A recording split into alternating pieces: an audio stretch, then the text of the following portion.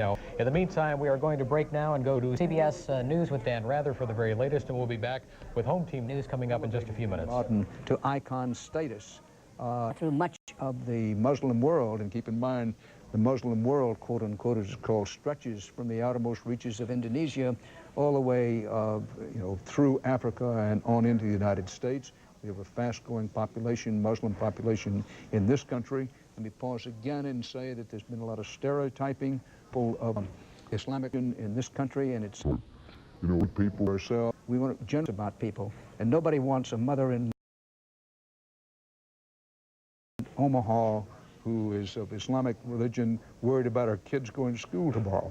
And that's very, very important for us to note as we go through yet another time when U.S. officials are talking about Osama bin Laden, an expatriate of Saudi Arabia who seeks to overthrow the government of Saudi Arabia, among others. When you go through that sort of talk, inevitably, if unthinking people may go to stereotyping some of our fellow Americans who are just as loyal to the, find themselves just as abhorrent of violence as any of the rest of us. Now, President Bush is said to be on his way back to Washington after earlier diverting himself to first Shreveport, Louisiana, and then to Nebraska. In from the White House, President Bush is to address the nation tonight. No time has yet been set, and from where he will be addressing the nation, no one is saying, other than to say the President is headed back to Washington, D.C. That is not to say firmly, finally, and officially he's going to be in the White House, although we know that during the day that there's been a real effort by the President and those around him to get the President back to the White House for the symbolism of that. Now, in terms of the wounded at the Defense Department, we've had a number of calls, people saying, well, you haven't said how many people were killed or hurt at the Pentagon. We haven't said so because we do not know how many people hurt or wounded there. We'll get David Martin to bring us up to date on the information about that just as we go past this next hour. Now, it's been our practice all day. When we cross the top of the hour or cross a half-hour mark, we try to bring you up to date. This is part of our rolling. You're aware that many people are coming home from work, many people coming to this television set for the first time in the day and saying, I'm not quite sure what's happened. So at the top of each hour and at the half-hour mark, generally speaking, we try then to bring you up to date on all the information we have. Now, you are watching continuing CBS News coverage of the attack on America.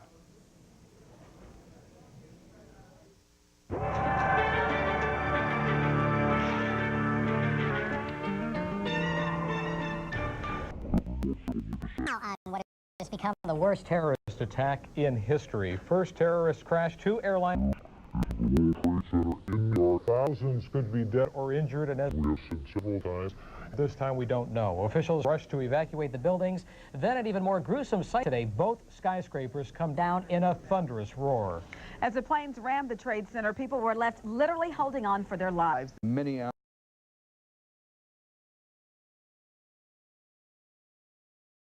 today. John Roberts is at our Washington Bureau. John?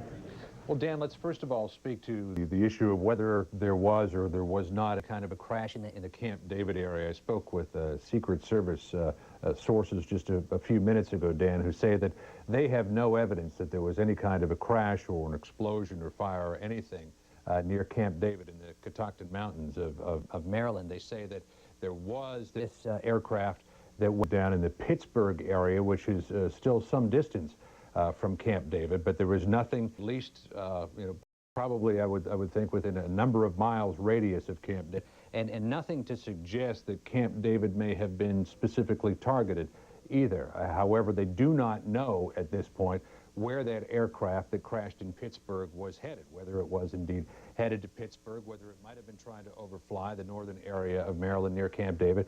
Perhaps it might have been headed for downtown Washington, D.C. well, because there, of course, is that other aircraft that crashed into the Pentagon. And there appeared to be, at least from my perspective, Dan, upon arrival at the White House this morning, that when that aircraft went into the Pentagon, what had been a fairly mild state of alarm at the White House suddenly went to an enormously high state of alert. They evacuated the building within 5 minutes, and they cordoned off a number of blocks around the White House, not letting anyone back in. And as well, they evacuated the Vice President and his staff. He is in charge of the Situation Room right now. And his staff aside, Lynn Cheney, his wife, also said to be in the same area as the vice president. But Dan, a development within the last 45 minutes that I certainly don't want to begin to appear to speculate on. We understand, Dan, that the Congressional... And then they dispersed and were operating out of private offices. News has learned from congressional sources just recently that the leadership of Congress, the congressional leadership, has been gathered together and is being ferried by helicopter individually, not individually, to a location outside of Washington, D.C. Now, of course, the big area that has been designated for Congress to go to in the event of a big national emergency, war, nuclear attack, is Weather Mountain in the western part of Virginia, Dan, but we can't say that that's where they've been taken. President Bush, after leaving Sarasota, Florida today, went to Barksdale Air Force Base in Louisiana, where he made his first statement after receiving a full briefing of what had taken place in New York and Washington. Here's what the president had to say. Freedom itself was attacked this morning by a faceless coward, and freedom will be defended. I want to reassure the American people that the full resources of the federal government are working to assist local authorities to save lives and to help the victims of these attacks. Make no mistake, the United States will hunt down and punish those responsible for these cowardly acts. I've been in regular contact with the Vice President, Secretary of Defense, the National Security Team, and my cabinet. We have taken all appropriate security precautions to protect the American people. Our military at home and around the world is on high alert status.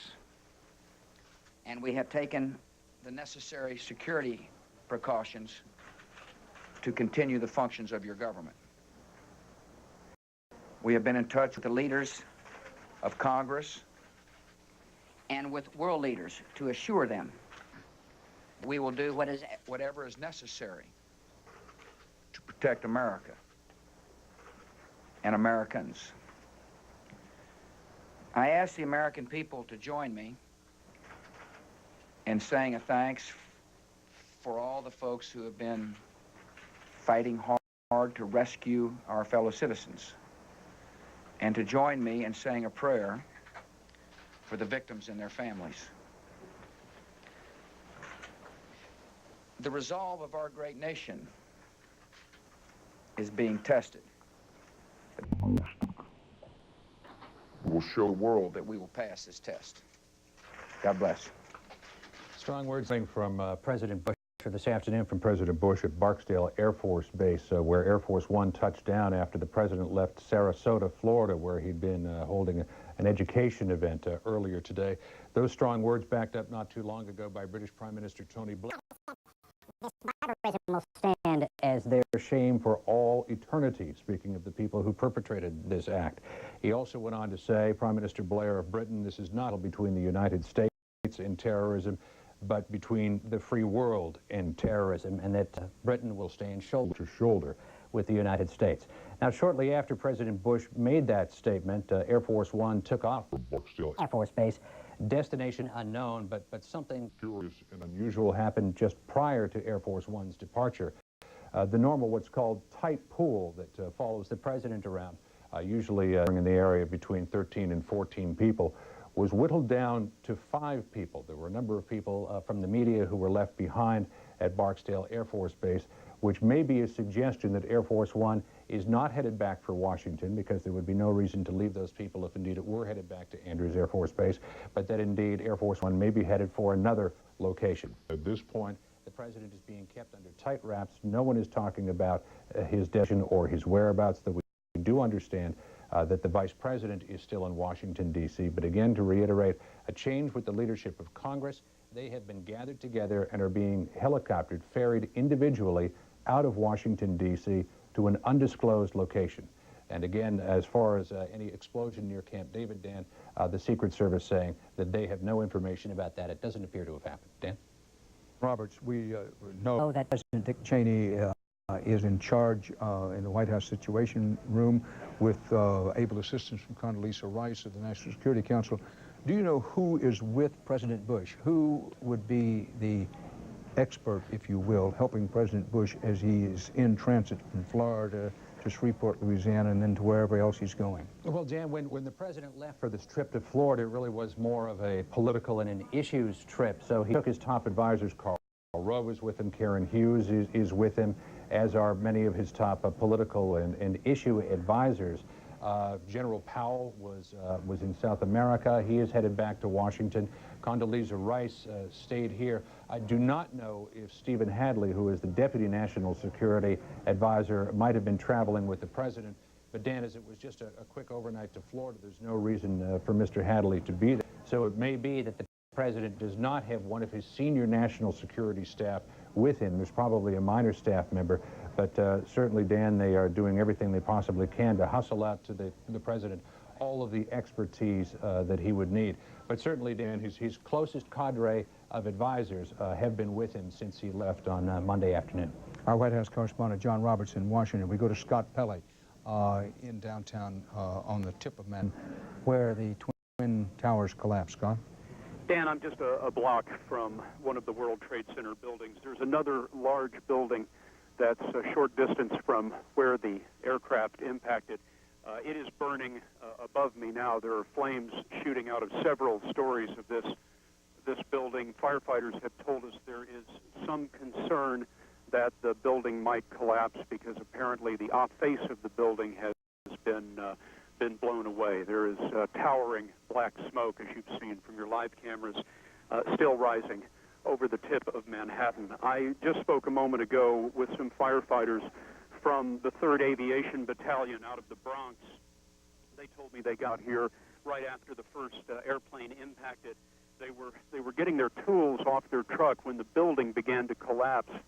They described diving into a subway station and hearing all of the World Trade Center tower falling all around them. Apparently their tools are still buried under the rubble, and one of the firefighters said that if the subway station had not been right there, they would certainly all be dead. They also described from the center of this scene a city police lieutenant who was telling them to be careful to get back, and as he was waving his arms in the air, a piece of debris apparently fell from the World Trade Center building and severely trying to help the firefighters stay safe. Dan, I'm at the corner of West Broadway and Murray Street, and it is an unbelievable scene here. There are huge drifts of paper. This is all the off paper that was so carefully filed in all the hundreds and hundreds of offices in the World Trade Center. It's now scattered everywhere, drifting around like snow. I've seen letters from law schools. I've seen Christmas cards, all kinds of correspondence from what were all the neat, orderly offices and orderly lives in the World Trade Center now flowing around the street here in lower Manhattan. And finally, couldn't help but notice for the last several hours, there have been several flights of U.S. Air Force F-15 fighter planes flying overhead. One might presume that they are flying combat air patrol over Manhattan to make sure that no other unauthorized aircraft get anywhere close to here. Flying combat air patrol over the soil of the United States. Dan? Scott Pelley in lower Manhattan. Rocky Pasafaro is a chauffeur who was waiting for a client at Way and Chambers here in New York City, about a half-mile from the World Trade Center buildings. Mr. Pasafaro, you saw one of the planes do what?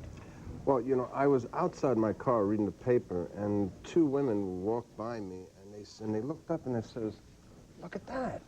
And as soon as I looked up, the plane entered the first building with the antenna, and just blew up in tremendous explosion and paper and everything. And it was just like chaos. And then like 15 minutes later, I see the other plane coming northbound, hit the South Tower, and a big ball of flame. Everything was blown all over the place. It was terrible. I spent a lot of time in Nam, and I seen a lot of action, and this was scary. I seen people jumping off the buildings. I seen people getting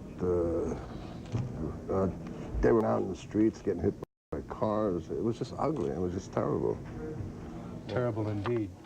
Did you get a look? You said you saw first one plane.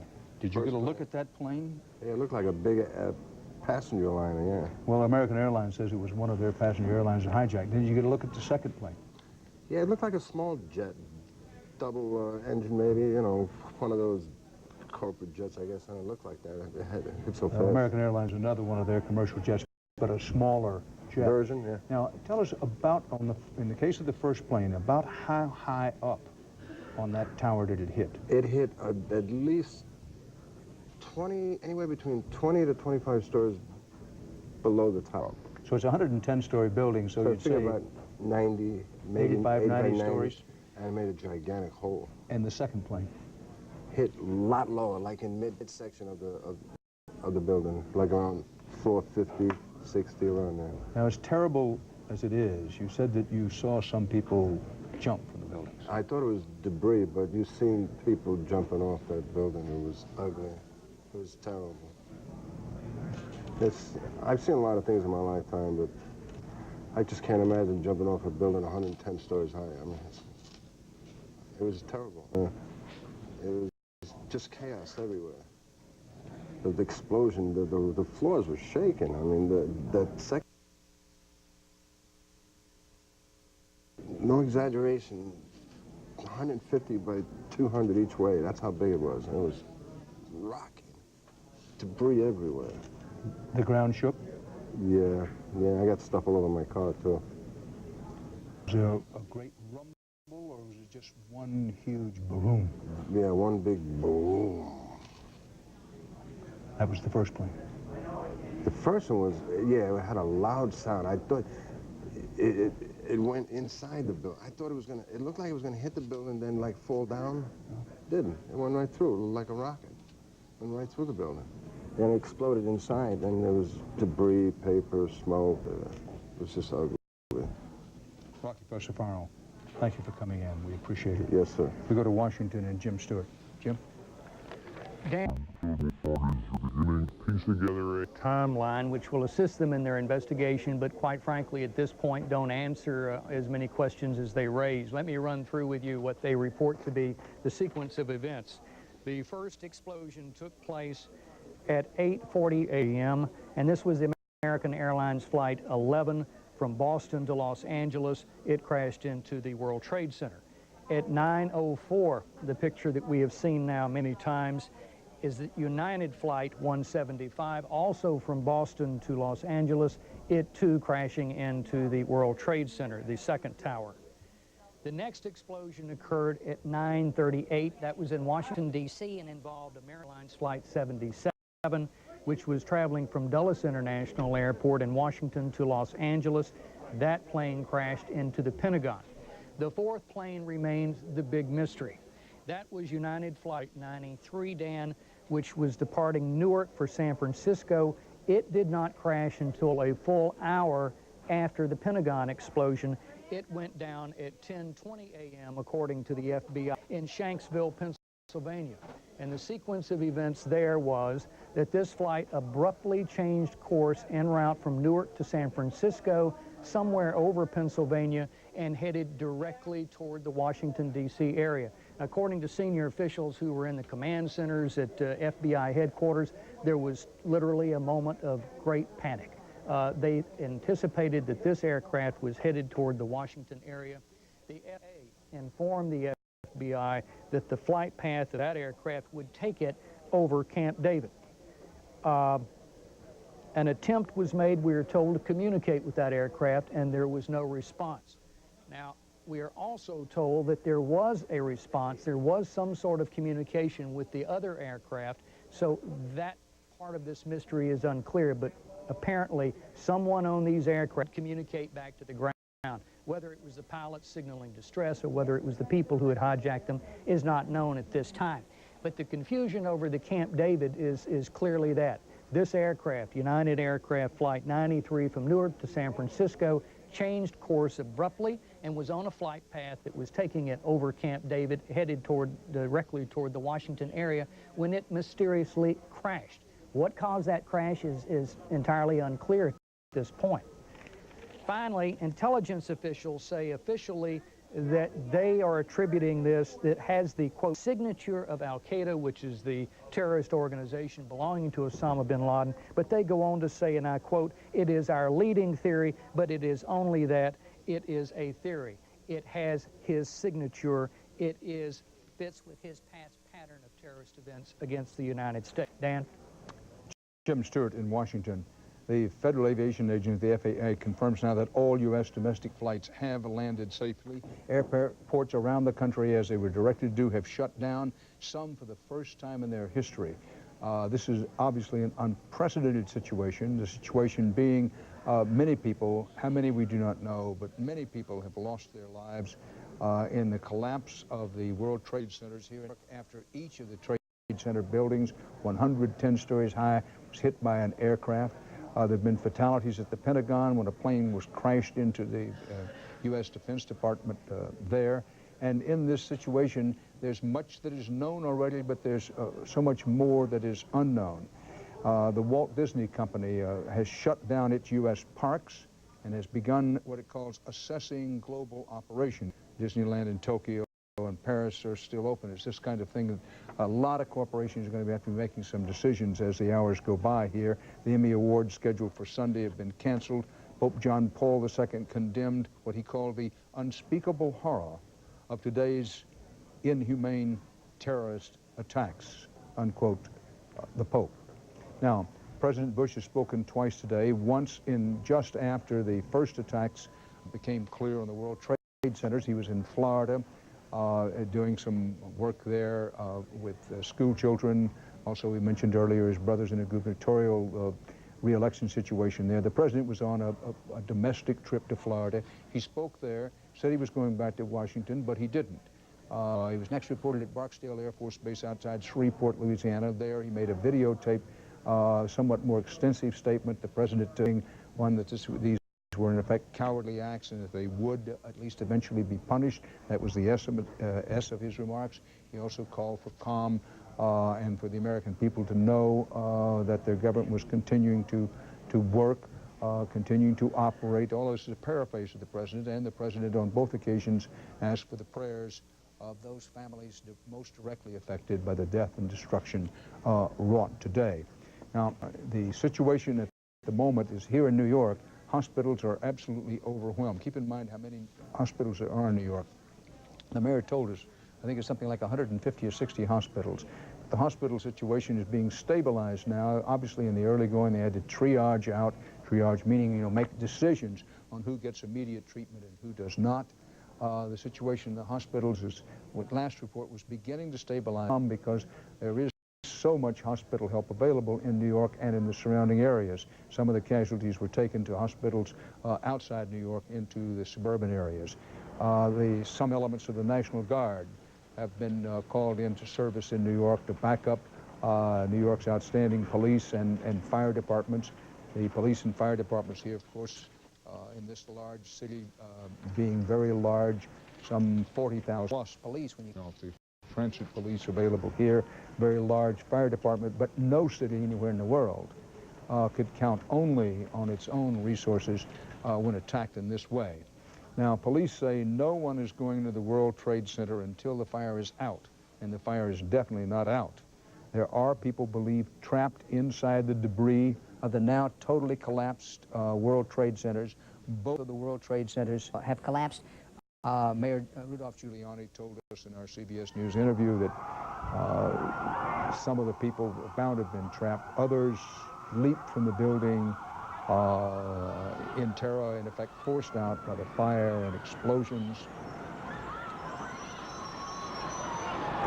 And one pauses almost every time you see these scenes, because if you didn't know that this was real, and this videotape was taken as it happened, and you see some debris and in some cases people coming down the side of the building, you would say it must be from a horror movie. It is horrible. It is not a movie. John Sierra, John Serra, forgive me, is on the telephone. He was on the 47th floor of one of the World Trade Center buildings when the plane hit. So thank you for being with us. What was it like? It was very scary. We thought it was a bomb at first. The whole building shook. I was in number 1 World Trade Center, 47th floor, and I work in securities area. And first we thought it was a bomb. Then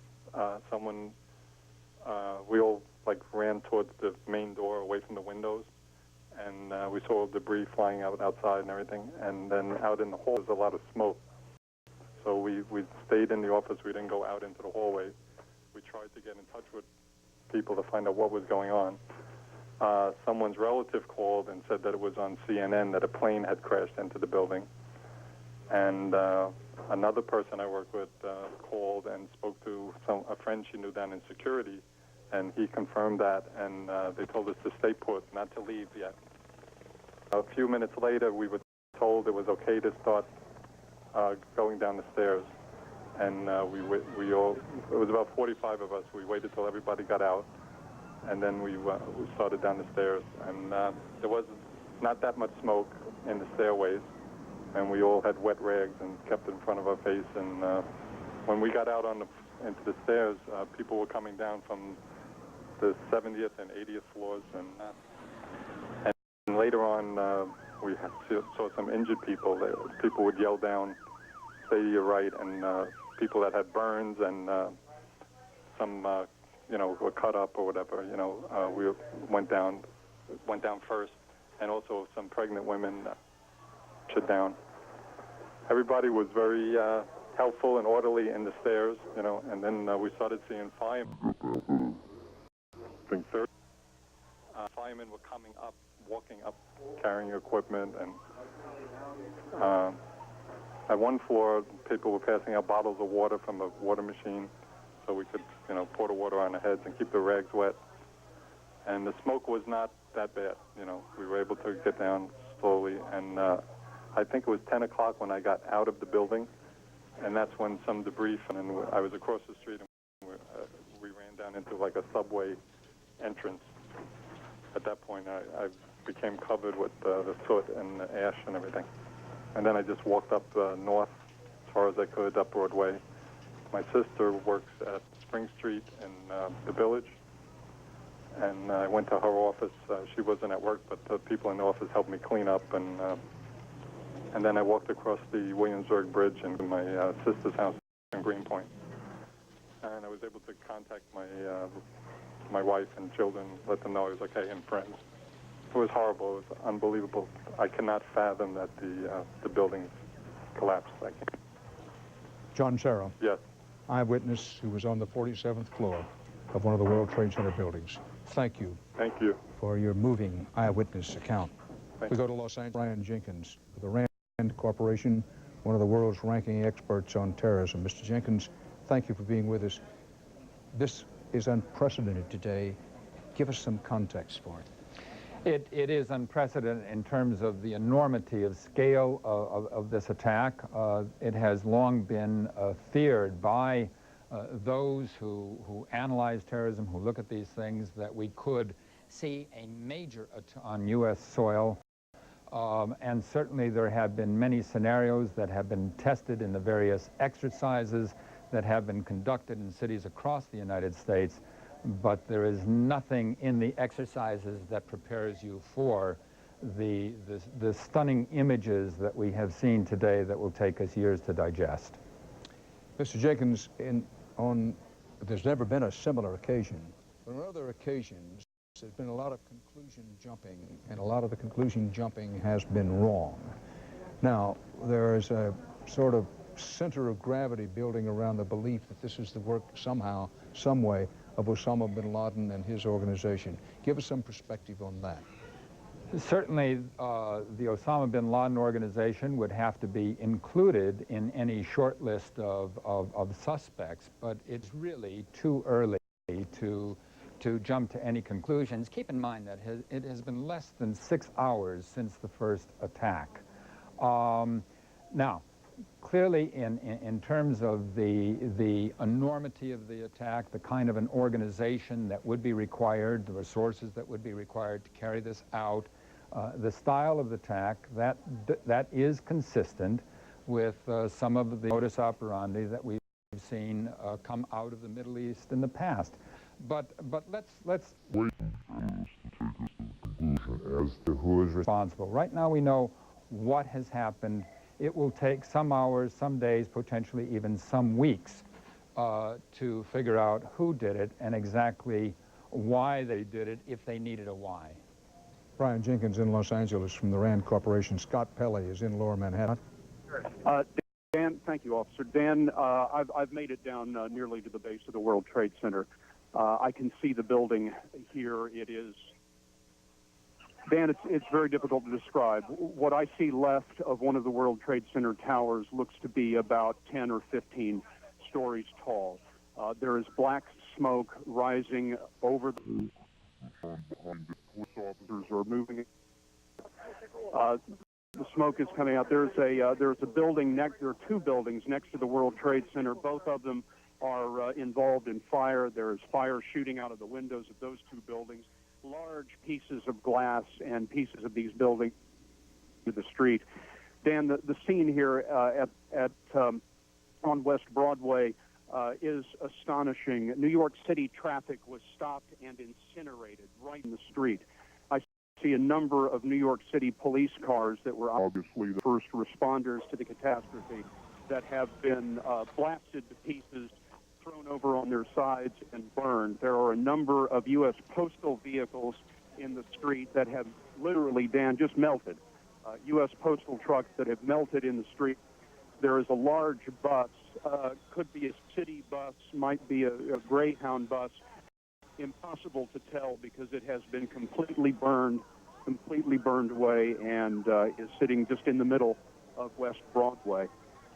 As I reported to you earlier, the street is thick with several inches of muck that is made of construction material and files and paperwork, all sorts of things that were in the World Trade Center building.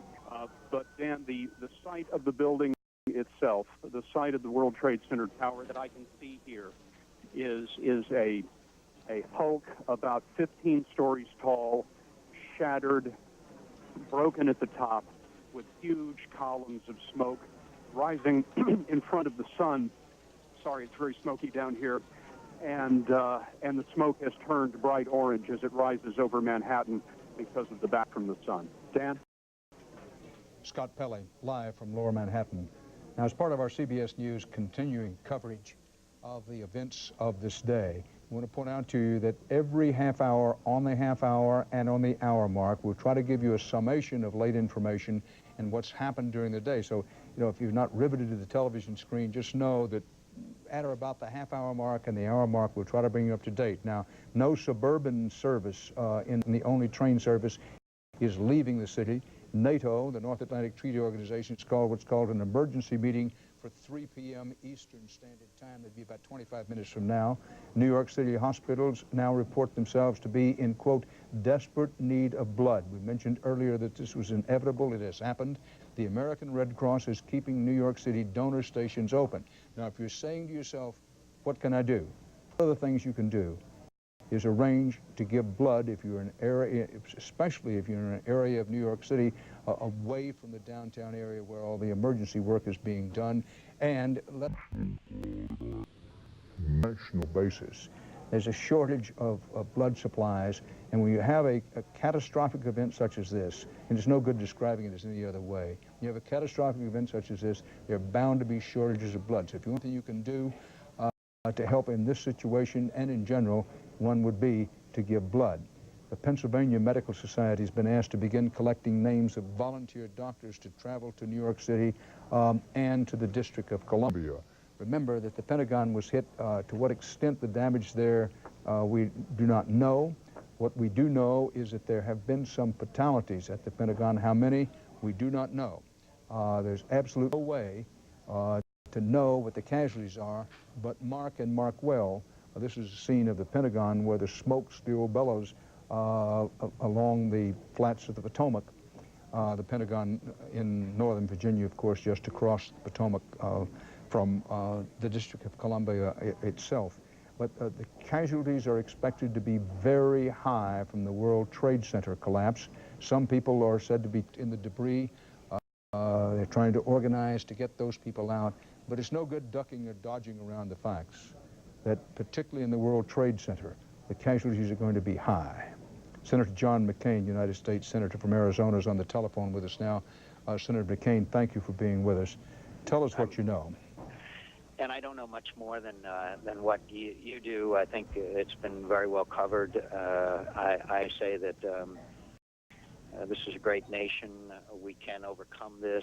We'll rally behind the president. We will find out who perpetrated this outrage. We will punish them, and we will ensure that it doesn't happen again. And I want Americans, if I could add my small voice, we should remain calm. We're a great nation. We can overcome this. And the best way that the great nation acts is that we get through this tragedy and we make sure that happens again.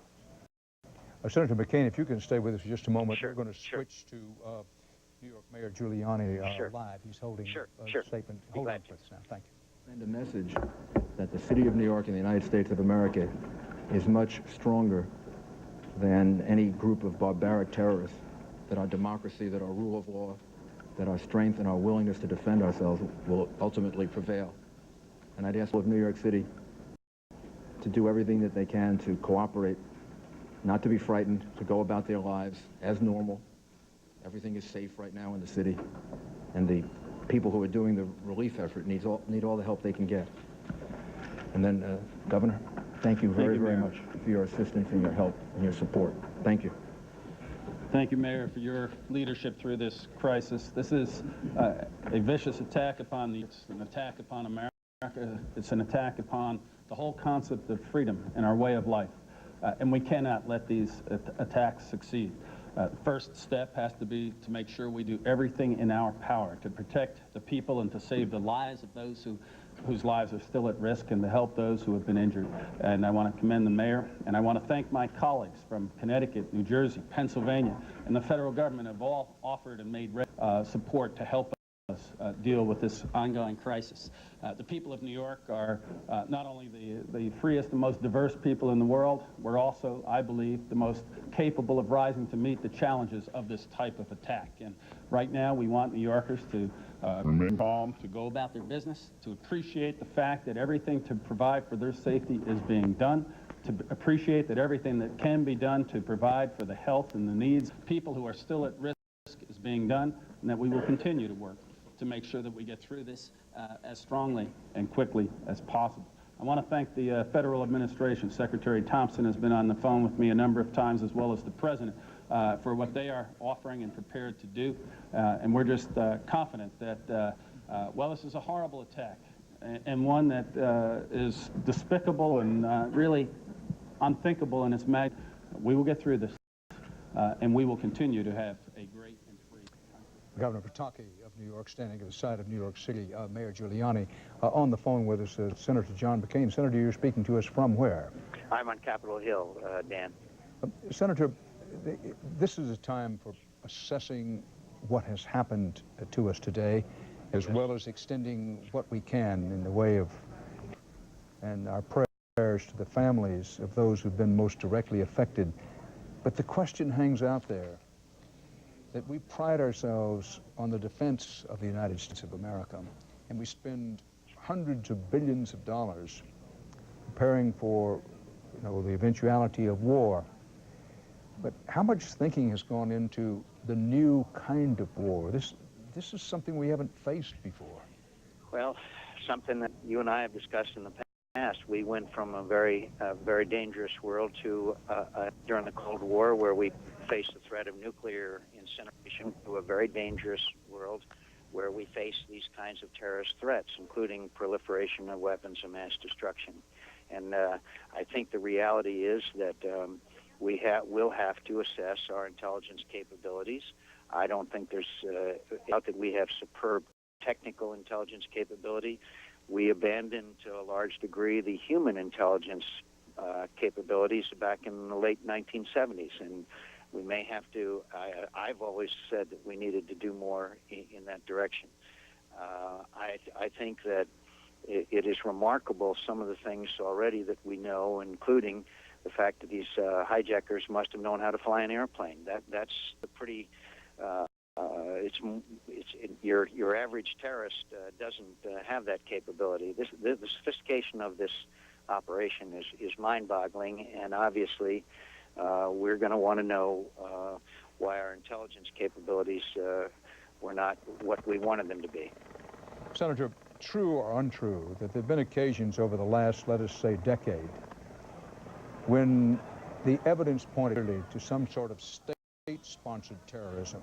I'm not suggesting that this was state-sponsored terrorism. I'm saying clearly we don't know what this is. Yep. But is it true? Been those occasions when the evidence pointed to certain states, and that for one reason or another, neither the executive nor legislative branch of our U.S. government wanted to attend to that, the decision was made to look the other way. I don't know if the action was to just look the other way, but I think there were indications. Whether there was conclusive proof or not was a judgment that was made by our leaders, both in the executive and legislative branch. I have felt that there's been involvement, but I'll be honest with you, Dan, I never thought that an operation of this sophistication and size would take place. I just never did. But I don't think there's any doubt that countries, Iraq, Iran, Libya, North Korea, and others, who we know engage in proliferation of capabilities and have from time to time involved themselves in state-sponsored terrorism. But never did we imagine on a scale such as this. Senator John McCain, thanks for being with us. Thanks, Dan. Thank you very much. Bye-bye.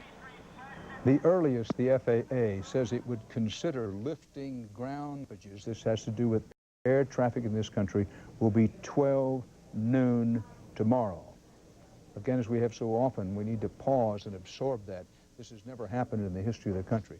The FAA early in the day said he wanted all flights in the country stopped, just shut down, given the situation. Now the FAA says that it will consider lifting the ground stoppages at or about 12 noon tomorrow. Obviously, that could be subject to change, but that's what the FAA says at the moment.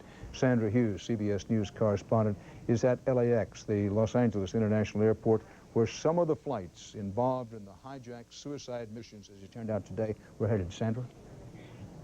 And the last few hours inside, excuse me, I'm just going to have to take this out of my ear because I can hear myself and it's very distracting. I've just spent the last few hours inside the LA International Airport. It is now evacuated and closed down.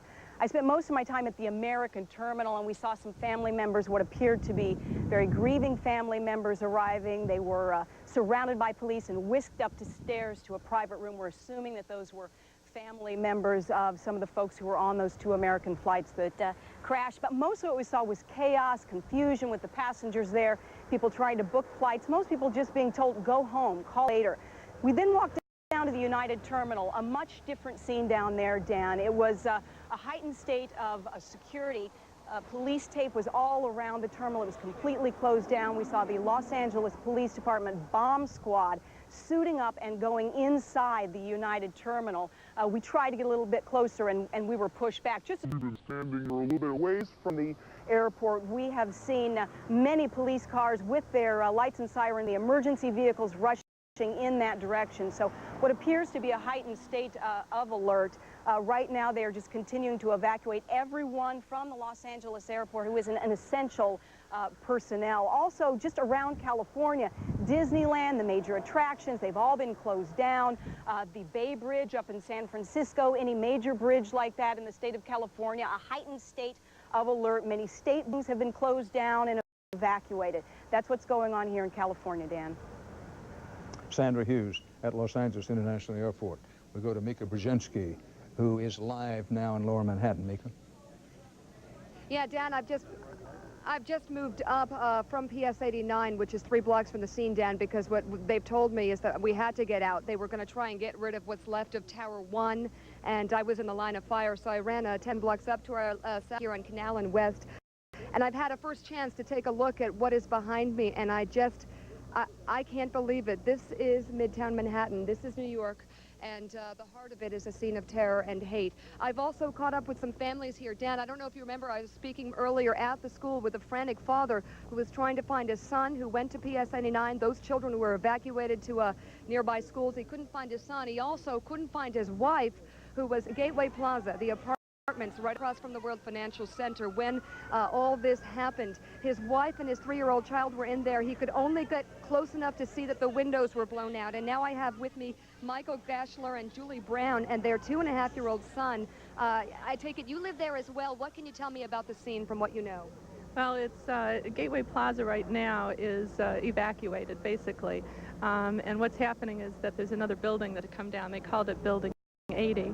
But what I understand for that father, the kids in school are safe. As we walked up, the kids in all of the local schools, Stuyvesant High School, PS 89, which is right at the scene of the disaster, they have been transferred to nearby schools. PS 3 is one of them. They are all okay, but a lot of parents like you trying to find their families. And Gateway Plaza, it appears the apartments were not unscathed in this. No, especially the ones facing the World Trade Center. They were blasted out, and we were lucky being in the apartment and not evacuating like they asked us to, because we were safe inside. We were able to close the windows, and we didn't then suffocate when the debris came down, when the buildings collapsed. I take it as this happened, you were actually about to bring your son to a daycare center inside the World Trade Center? Five World Trade Center, yeah. Plaza level, that's where we have it at the Children's Discovery Center. We don't know whatever happened to that, but I gotta believe it's buried now with the debris.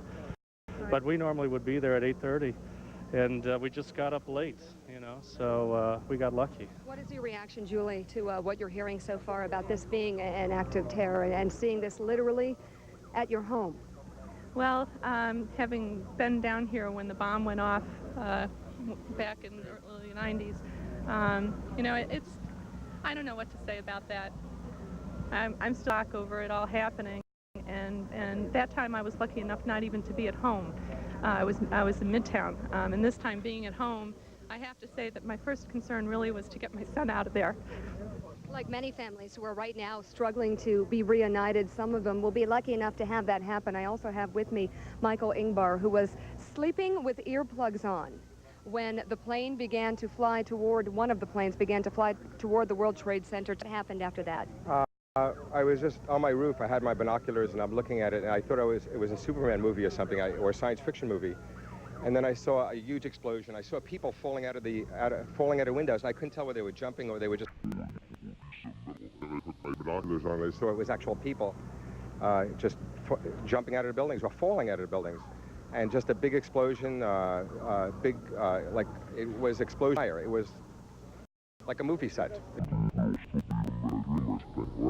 I think a lot of us do. A lot of us even covering the story. I was frantically at one point trying to get in touch with my husband, who's also a reporter. Everybody in some way, shape, or form is connected to this in some way, with so many people working inside the World Trade Towers, 50,000 people at height level, Dan. It is going to be an act of terror with reverberations across the country. And of course, this morning we are still picking pieces and trying to figure out exactly what happened, and there are people trying to figure it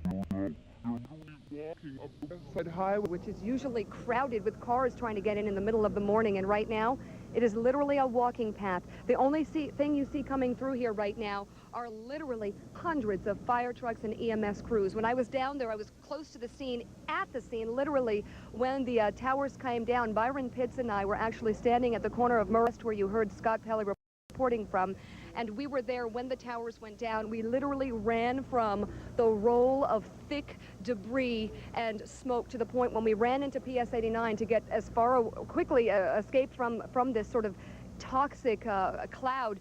Literally, when we got inside the school went black. It was like night, because when the cloud came over us and the debris started to hit, when you literally went back out, and where we were standing was only crushed cars, debris, and cement. Dan.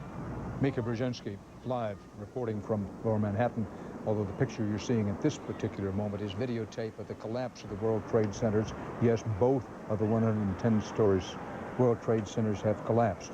All U.S. security markets have closed. A conference call is scheduled tonight to decide whether to reopen tomorrow. Bellevue Hospital medical director, "This is a catastrophe of unparalleled proportions," unquote. And the reason it is a result of what you're seeing on videotape. First one of the World Trade Center towers collapsed. Yes, collapsed. It looks like one of those scenes of an old building being, you know, purposely dynamited and blown up. In this case, hijacked airliners, two, both of them American Airlines planes, were crashed, first one, then another, into the World Trade Center. And then first one tower and then the other collapsed, completely collapsed, and buildings around them collapsed. People were seen jumping, being forced out of the building on high floors. People on the street gasped as each person was seen coming out of a window.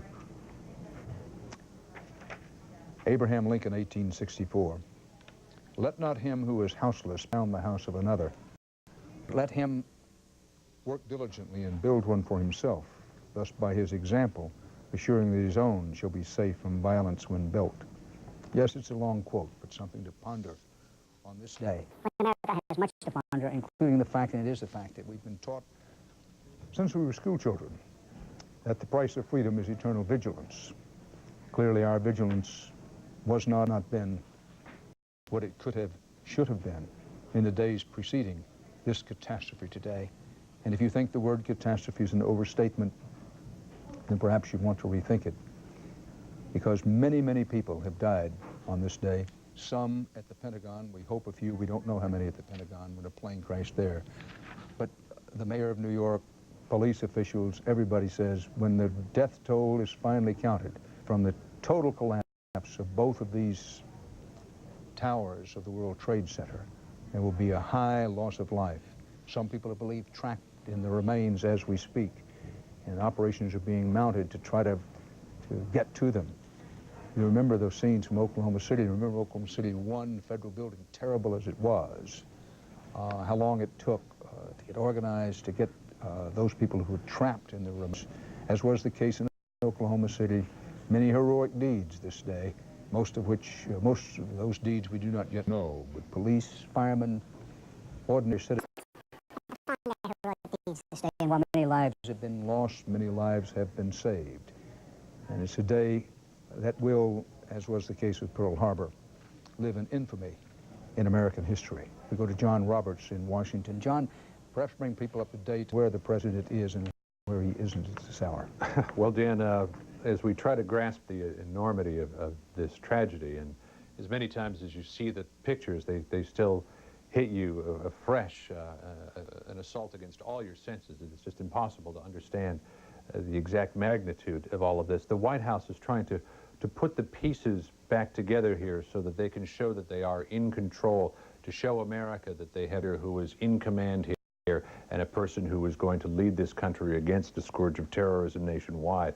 Our what's called in-town travel pool was activated just a little while ago, been taken over to what we'll only describe as a government building in downtown Washington, D.C., for fear that people may be watching this broadcast, in order to determine where the leaders of government are for a briefing about what the government does next.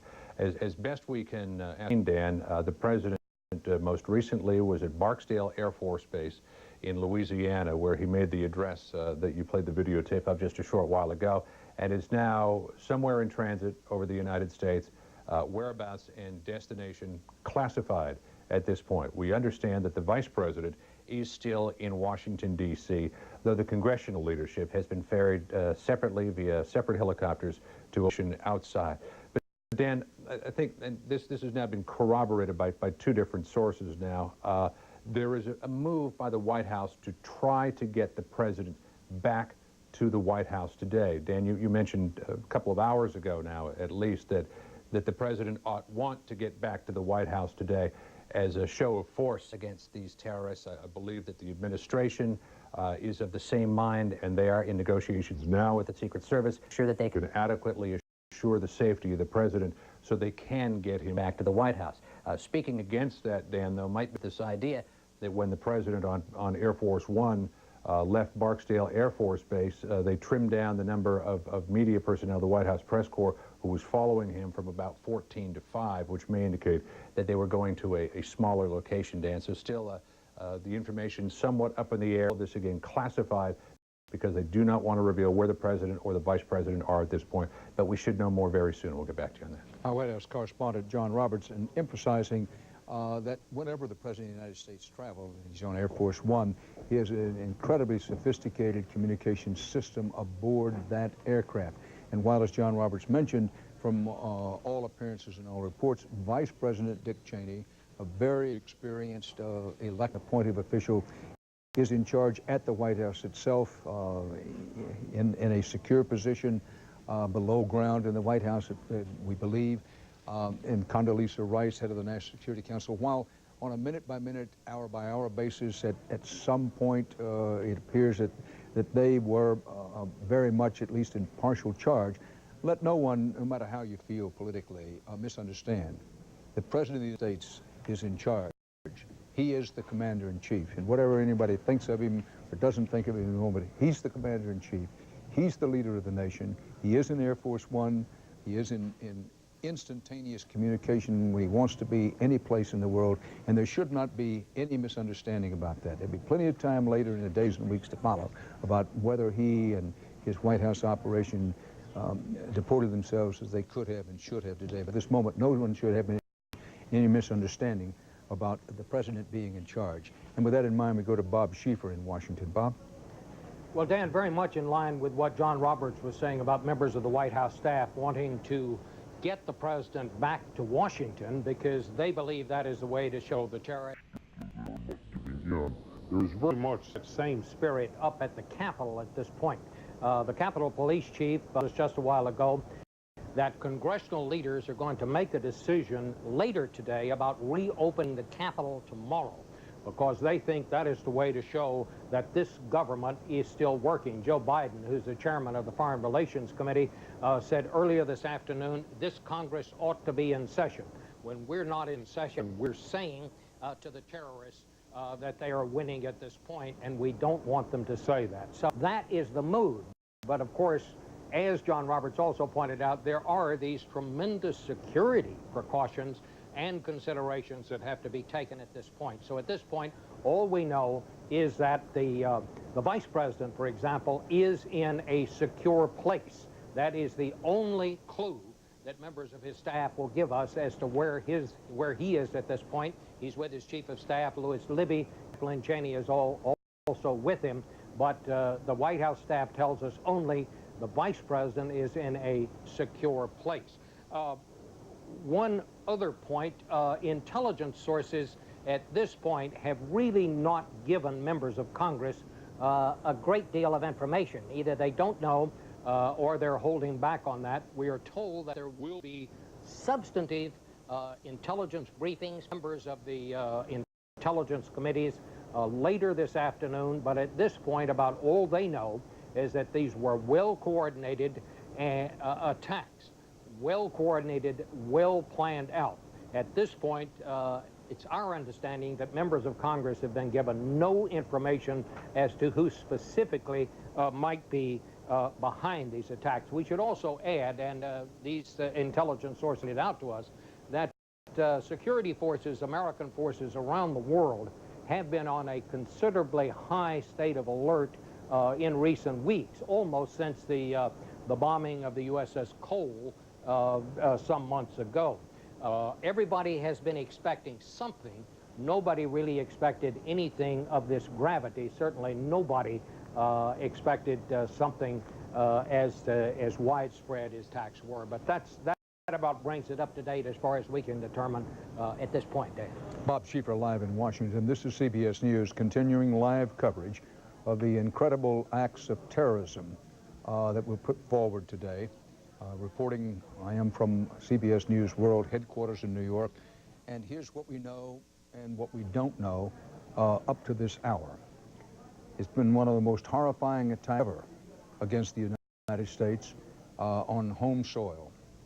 Terrorists crashed two airliners, two hijacked airliners, apparently American Airlines commercial jets, into the World Trade Center.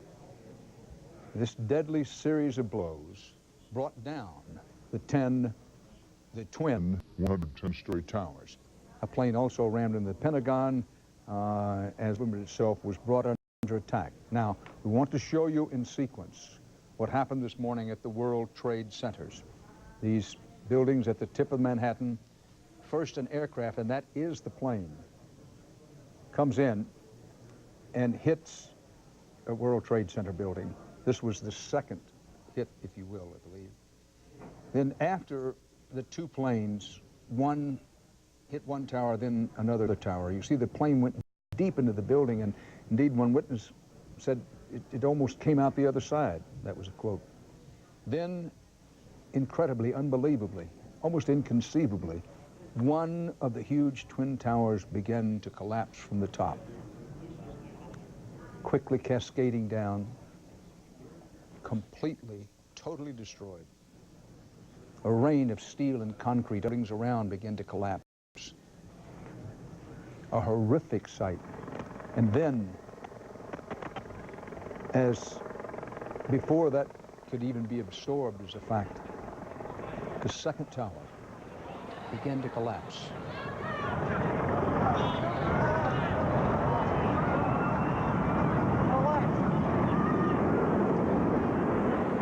Those events between just before 9 Eastern Time this morning and around 10 a.m. Eastern Time this morning. And then another plane crashed into a helipad near the Pentagon and put part of the Pentagon in Washington, the U.S. Defense Department headquarters, in flames and filled with smoke.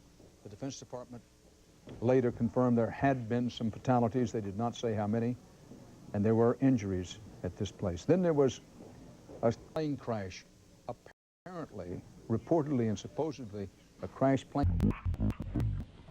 Has been trying to get the facts on that, Russ.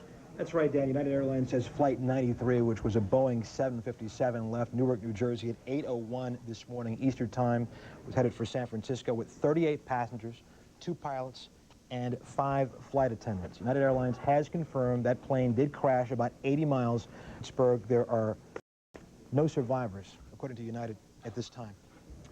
Russ Mitchell. And then there is the case of a plane is believed to have crashed in the area of the presidential retreat at Camp David, Maryland, but quite frankly, the facts on that remain in some doubt. Now, we're told that President Bush has just landed at Moffett Air Force Base in Nebraska. The president started the day in Florida. He was on a out-of-Washington trip to Florida. Then he turned up at Barksdale Air Force Base outside Shreveport, Louisiana, made his second statement of the day. Now, we're told Moffett Air Force Base in Nebraska. Why would he go there? Well, for one thing, the DEFCOM planes are headquartered at this place in Moffett Air Force Base, we're told, and that is that there are special aircraft which, in case of, say, a nuclear attack or other national emergency, that the president could board one of those aircrafts. They have special facilities in case of a national emergency. Now, I want to emphasize the president's been traveling in air equipment, but is not, in fact, a so-called DEFCON plane. That's a special aircraft. We don't know that President Bush is boarding one of these DEFCON planes. We're told what we know, and all we know, is that he went from Barksdale Air Force Base in Shreveport to Moffett Air Force Base in Nebraska, and he's now receiving what's called as an up-to-date briefing at the air base in Nebraska.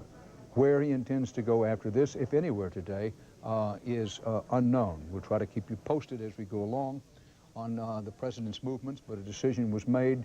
He said first, when he was in Florida, he said he was going back to Washington. But a decision was made that he was not going to do that. It was unannounced, as probably should not. He wound up in Barksdale Air Force Base, as I say, and now is at Moffett Air Force Base in Nebraska, where it said that he's getting a briefing. Let me pause and say that I've made a mistake here. The responsibility is mine and the blame is mine. It is Offutt Air Force Base in Nebraska, not Moffett. Offutt Air Force Base in Nebraska. So the situation at this hour, let's review. The casualties are many. There are many dead, and New York hospitals are overflowing with the wounded from the collapse, the twin collapse of the Twin Towers of the World Trade Center. There have been some fatalities, the number unknown, at the Pentagon when an aircraft was crashed into the Pentagon. American commercial airlines say that at least 4 planes were hijacked this morning as part of what appears to be a concerted terrorism. American Airlines says 2 of its planes were crashed into the World Trade Center. That would be American Airlines Flight 77, Dulles to Los Angeles, and American Flight 11, Boston to Los Angeles. And let me note, asterisk bottom of the page, mentally, if you will, that there's some discrepancy. The eyewitnesses, several eyewitnesses, said they thought that one of the planes that hit one of the World Trade Centers was not a large airliner. Now, a Dulles to Los Angeles flight would figure to be quite a large airliner, and a Boston to Los Angeles flight would figure to be quite a large airliner. We have no explanation for that. A Boeing 757, one of the planes believed to have crashed in the World Trade Center, and a Boeing 767, another plane believed to have crashed into the other World Trade Center. That'll perhaps be sorted out as time goes along, but American says it believes that its two planes, these two planes, crashed into the World Trade Centers. Then United Flight 175, also a Boeing 767, large aircraft, flying Boston to Los Angeles, was hijacked in flight. And then United Flight number 93, Newark to San Francisco, another Boeing 757, was hijacked. Those are the four planes known to have been hijacked. Bill Richardson, one time, in fact, until fairly recently, head of the Department of Energy in Washington, also once the United States ambassador to the United Nations, very experienced politically, and also someone who's been involved with intelligence information about terrorist networks, is with us in our Washington Bureau. Mr. Secretary, it's good to see you again. Thank you, Dan. Try to give us some perspective here. And also, let's address the alleged bin Laden connection to all this. It seems to me, Dan, and I used to every morning get an intelligence briefing that I don't get anymore, but my sense, Dan, is that this was a coordinated attack. It took a lot of resources. It basically points to a sophisticated network that would be bin Laden. I recall when I was UN ambassador trying to get him extradited, going to Afghanistan, and basically getting stiff-armed by the Taliban. Now, I think what is very important here, Dan, is besides dealing with the tragedy, besides supporting the president fully, he is fully in charge, and we should come together as a country. I think it's important that we ensure and take steps right away so that this doesn't happen again. I think we need a massive effort to upgrade our terrorism capability. I think the war is not just a missile war or a military war. We've got terrorism that crosses borders. Secondly, I always sensed that when I was in the government that we had a lot of very good agencies, a lot of good people dealing with terrorism, but somehow we need better coordination. I would put terrorism SAR. I think also we need a national commission appointed by the president to look at what happened and what steps we need to take, bipartisan, to deal with this massive attack on America. So those are the steps that I think we need to take. Obviously, we need to upgrade our human intelligence, as Senator McCain said, basically spies infiltrating some of these terrorist cells, but also satellites, because this is such a massive attack that I think we needed both more human intelligence, but also more satellite and the kind of sophisticated intelligence that we've been investing so much in. Mr. Secretary, based on your experience with looking into these kinds of things, and you said you made a trip to Afghanistan trying to get the Taliban government to help with catching Osama bin Laden. After there were attacks on the U.S. embassies in Eastern Africa in 1998, President Clinton authorized two sets of missile attacks, cruise missile attacks, one against in Afghanistan, one in the Sudan, in retaliation for what he said were clear indications that Osama bin Laden, and pointed out bin Laden's connections to Sudan and Afghanistan. My is that after those attacks, bin Laden became even bigger in the minds of those haters of America, particularly those who are of Muslim religion, than he was before. So what I'm grasping is some indication of what does a nation such as ours, what are the options for this or any other president when this kind of thing happens? The last time, I say, one of the last, we launched these missile attacks, and frankly, the evidence is that they didn't do much good. Dan, I think the president has a limited option here, and the option is if we can find bin Laden, locate him, get good enough intelligence, a massive retaliation against them. I think that's called for very clearly if he is the perpetrator. The second thing, Dan, is we need to get the international community, our allies, our friends, developing countries, to recognize that terrorism is a worldwide threat, that this has happened to everybody, so we've got to get more international cooperation, NATO, Asian nations, African nations. And thirdly, there's got to be a response against the countries like Afghanistan that may harbor these terrorists, or certain countries in the Middle East, that if they turn them over, and they have them, they can't use legalisms, and that they would also be subject to a very tough response. I think, Dan, with terrorism, you deal with it, needless to say, we need a stronger intelligence capability. We need to be better prepared. But we also have to have an international effort. We can't do it alone. But I think the most important step here, Dan, is we got to rally around the president, rally around as a country. This is an unprecedented attack. We've been violated. But you've got to start planning for the next day to ensure that this never happens again. Former Secretary of Energy, former Ambassador to the United Nations for the U.S., Richardson, we thank you very much, Mr. Ambassador. Thanks for being with us.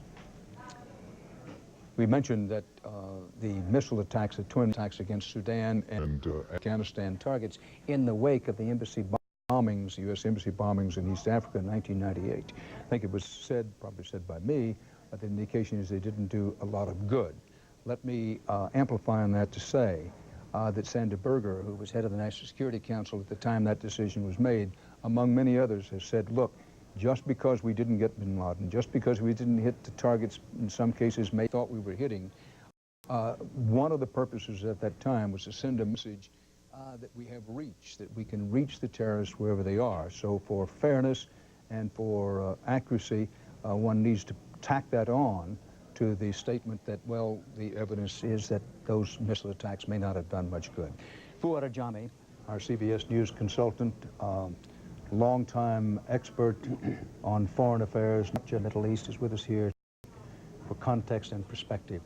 Fuad Ajami of Johns Hopkins University, you've been listening and monitoring carefully to what the leaders of the Taliban have said today. Now, among other things, they've said that bin Laden is not connected to this. Right. Well, this is the Taliban, so you have to take whatever they say with some skepticism. The Taliban would like to hunt with the hounds and run with the fox. They have given sanctuary to Osama bin Laden, but they now insist that Osama bin Laden has been domesticated, that he doesn't have the logistics, he doesn't have the base with which to do these kinds of operations. I think we have to treat this with caution, and I think you've been doing, you've been trying to give this story the context that it deserves, and to deal with the horror without really trying to name people and designate culprits, because we simply do not know. But we do know that Osama bin Laden has been active in this kind of industry of terror. He's a wholesaler of terror. And we do know that in the East Africa bombings of both Dar es Salaam and Nairobi, he was implicated. We suspect that he was implicated on the attack on the USS Cole, where two of his followers, we think, in effect hit one of our destroyers. And so we have arrived at this point now. And of course, the Taliban will be very, very cautious this round, because they suspect that this time the response will not be pinpricks, it will be a very serious response. Fuad, you've been studying this kind of thing for so long. There's always talk when this kind of thing happens. Couldn't happen without some state being involved. Right. Iraq, Iran, Libya, Right. Syria, North Korea, run down a list. Right. Is that talk realistic? Well, it's really honestly, we just have no idea. I mean, I think this is a very slippery, the whole realm of speculation this far. And we do know that obviously these kinds of terrorist operations must have sanctuaries. You know, it's not just one or two people who could do it.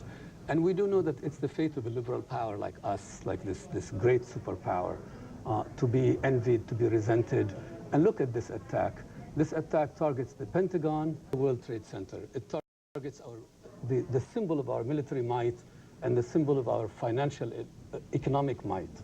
So both New York and Washington are the main targets. And it is a message to a great power that even though our wingspan is broad, even though our economic resources are vast, even though our military infrastructure and our military might is vast, we are vulnerable to these kinds of operations. And we do know that there is tremendous of anti-Americanism in large parts of the world. In large parts of the world, there's tremendous amount of anti-Americanism. In the world of Islam in particular, we understand this. But there is this anti-Americanism, and people like bin Laden feed off it. And bin Laden, in many ways, he is this, not only is he active in a place like Afghanistan where they give him sanctuary, but there's sympathy for him everywhere. Because bin Laden, if he wills out the message that this great hegemon, this great superpower that straddles the world can still be hurt. And we are hurt by this. We have seen this. But no doubt we're hurt. We have, well, we believe hundreds and possibly thousands of our fellow citizens dead. I want to hold to this point about certainly no one can speculate, and I've said repeatedly and want to say again, that early reports and speculation in these kind of situations, they are frequently wrong. Sure. Oklahoma City comes to mind. But right behind that, let me pause for a second and help our viewers and listeners. You've said, look, there is centered in the world of Christianity or Judaism, I think, there's centered, hate America elements. But I'm sensitive, I want to be sensitive to the fact that there are many loyal Americans, peaceful loving Americans who have Islamic heritage. Of course. And we need to pause, I think, for just a second, if I may say, and let's talk about that. What as a national attitude we should have toward our fellow Americans who are of Islamic religion. Well, I think you've said it, Dan. I mean, you've even mentioned the Oklahoma City bombing as the cautionary tale. That as we jumped to look for Middle Eastern sources of that deed, it turned out to be just a clean-cut kid who was responsible for it. So I think no one is really jumping to conclusions, but obviously 4 planes that get hijacked. This isn't, basically your garden type, your garden variety episode. This is a very major episode. We've crossed the Rubicon. In effect, that our sense of immunity to the currents of the world and to the passions and the furies of now lies behind us. I mean, we said this in a small way. In 1993, the first time the World Trade Center was hit some 8 years ago. But this is a different order of magnitude altogether. And our sense of immunity to the passions of that play on other societies, I think, is gone, and gone forever. I mean, we think that these things go on in Europe, because Europe is close to the fire, and it's close to there's a world to its east, which is problematic, and then there is a world to its south, which is unstable. But we have entered this. And the experience of the Israelis is a great cautionary tale. Liberal societies are vulnerable to these kinds of attacks because there are all kinds of protections that individuals are accorded. And we accord them this because there's no other way. There's no other way of doing it. It's the being a liberal democratic society.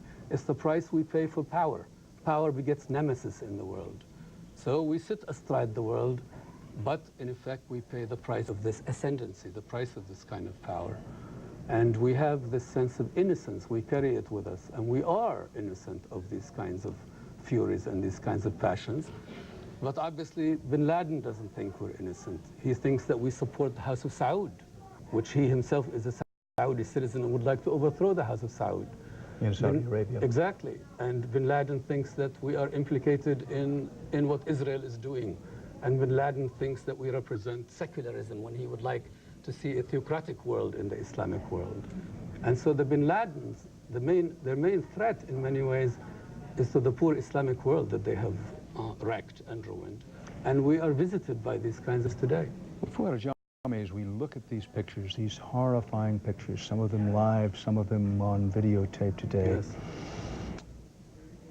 And this picture, this is going to go down as one of the great photographs of all time, the plane actually coming into the World Trade Center. The 20th century was marked by wars characterized by clanking machinery and clashing ideologies. Is or is not what we're seeing today the face of 21st century war. I think you're absolutely right. And this is the freelancer. This is the individual. Like it could only be, like here we sit, we are trying to understand the story. And fundamentally, in the end, it took 4 people, let's say, this, if it's really these 4 people who hijacked these planes, it will turn out to be, if there's any guide and we ever get to the bottom of this story, it will turn out to be 4 young people in their 20s. They are available for these kinds of missions. They believe that this is the way to paradise or the way to redemption. And here we are talking about the whole idea of building, I mean, it's ironic and painful in retrospect. We're talking about the idea of building a missile shield for this country. Well, missile shield doesn't protect you against kids who can get on 4 planes and take these planes and smash them into the World Trade Center and into the Pentagon. So it is the face of the 21st century, and it is the age of the freelancer. And we live with this. It's our fate, and it's the fate of power because of this connection between power and the nemesis that is always generated by power. But as you point out, when a nation is a combined superpower, and the world's only combined superpower, that is a military superpower and an economic superpower, you have many vulnerabilities. There is the vulnerability of missiles from rogue states, which the so-called missile shield is supposed to finish against. But then there are these other vulnerabilities, some of which have been exposed today. Fuad Ajami, thanks. Thank you. Hope to talk to you as we go along. I want to straighten out one thing now that we have it straightened out. Here's what we the aircraft involved in this morning's events. American Airlines Flight 11, that's the one took off from Boston, headed for Los Angeles, was hijacked, a Boeing 767 with 81 passengers and 11 crew members. This was the first of the 2 planes that struck the World Trade Center, apparently the first. Then American Flight 77, Dulles Airport near Washington to Los Angeles, a Boeing 757 with 58 passengers and 6 crew. This is the plane that apparently hit near the Pentagon. Now that's a change from what we believed was the case before. We thought that American Airlines had said both of its planes hit the World Trade Center, and about that we were apparently wrong, that the information we gave you was not correct. We now believe that American Flight 11 was the first to hit the World Trade Center. American Flight 77 coming out of Dulles hit the Pentagon. Then United Flight 175, Boston to Los Angeles, a Boeing 767 with 56 passengers and 9 crew. This apparently was the second plane to hit the World Trade Center. Now, with this new information, both of the aircraft that hit the World Trade Center originated in Boston, bound for Los Angeles. Both of them were Boston to LA flights. One an American Airlines flight, the other a United flight. And then United Flight 93, originating in Newark, New Jersey, headed to San Francisco with 38 passengers and 7 crew.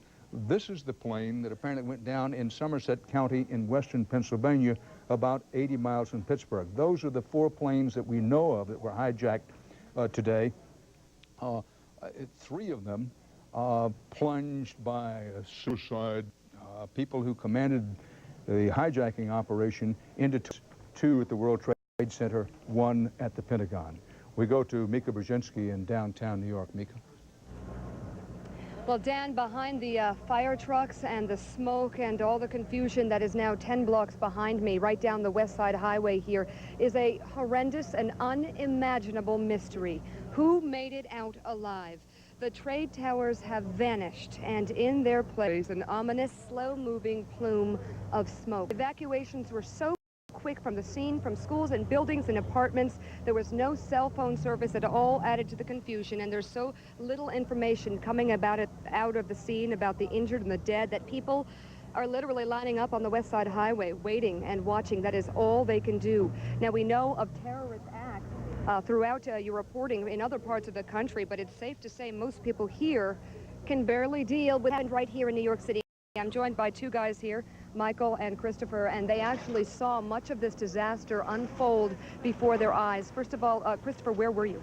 I was in a nearby office building, several blocks away, in a conference room on the northwest corner of the building. We unfortunately had a very clear, unobstructed view of both towers. About 20 of us in the building or so, colleagues actually, gathered on one of the floors, one of the high floors. So you heard the first hit, gathered and saw? At least I didn't see the first hit, so we kind of gathered in this room, and we're just kind of discussing the events, and just within a matter of minutes, we noticed, you know, again, what appeared to be, in such a short period of time, what appeared to be a large commercial plane at a low altitude, high speed, just, you know, going right into the second tower, and it collided with the plane, disintegrated, the building shattered, basically, and just a ball of fire. And, in the room, the people around you, what? Was it silence? It was. It's kind of hard. It's kind of really hard to. I believe so. Just complete and utter disbelief. Christopher, tell us a little bit about the chaos and trying to literally get from where you were to where you are now. I understand you ran down 46 of stairs. Take it from there. Yeah, I mean, as soon as we saw the second explosion, essentially, we just thought we're in, you know, a 50, 60 floor building. We could be the next target. So we had no idea what was happening. You see two explosions like that, and everybody kind of just realized, wait, we're in danger too. And people just started, you know, I mean, it wasn't chaos. It was just everybody was going as fast as they could down the stairs, and going down 46, 50 flights is pretty tough.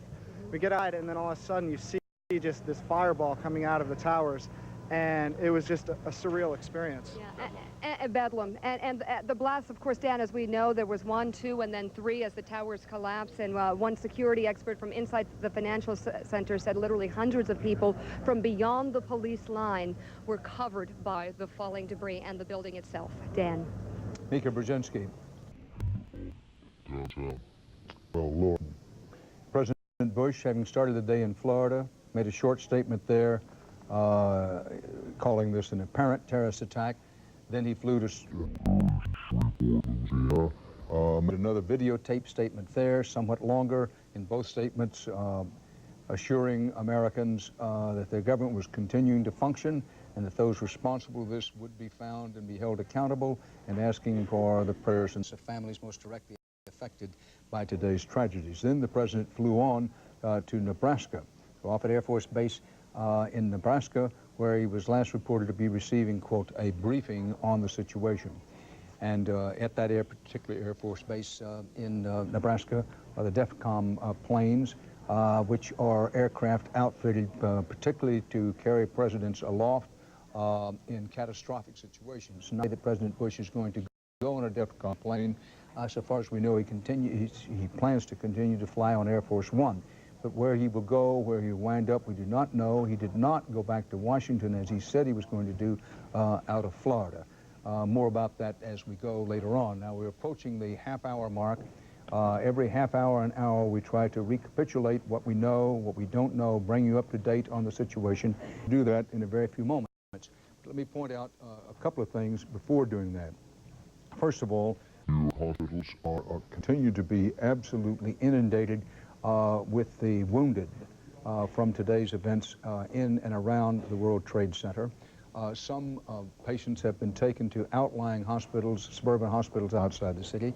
There is a shortage of blood, as you would expect under these circumstances, and the American Cross is keeping open the facilities for blood donations in the city, in those areas of the city that are not affected by the explosions and fire and events in Lower Manhattan.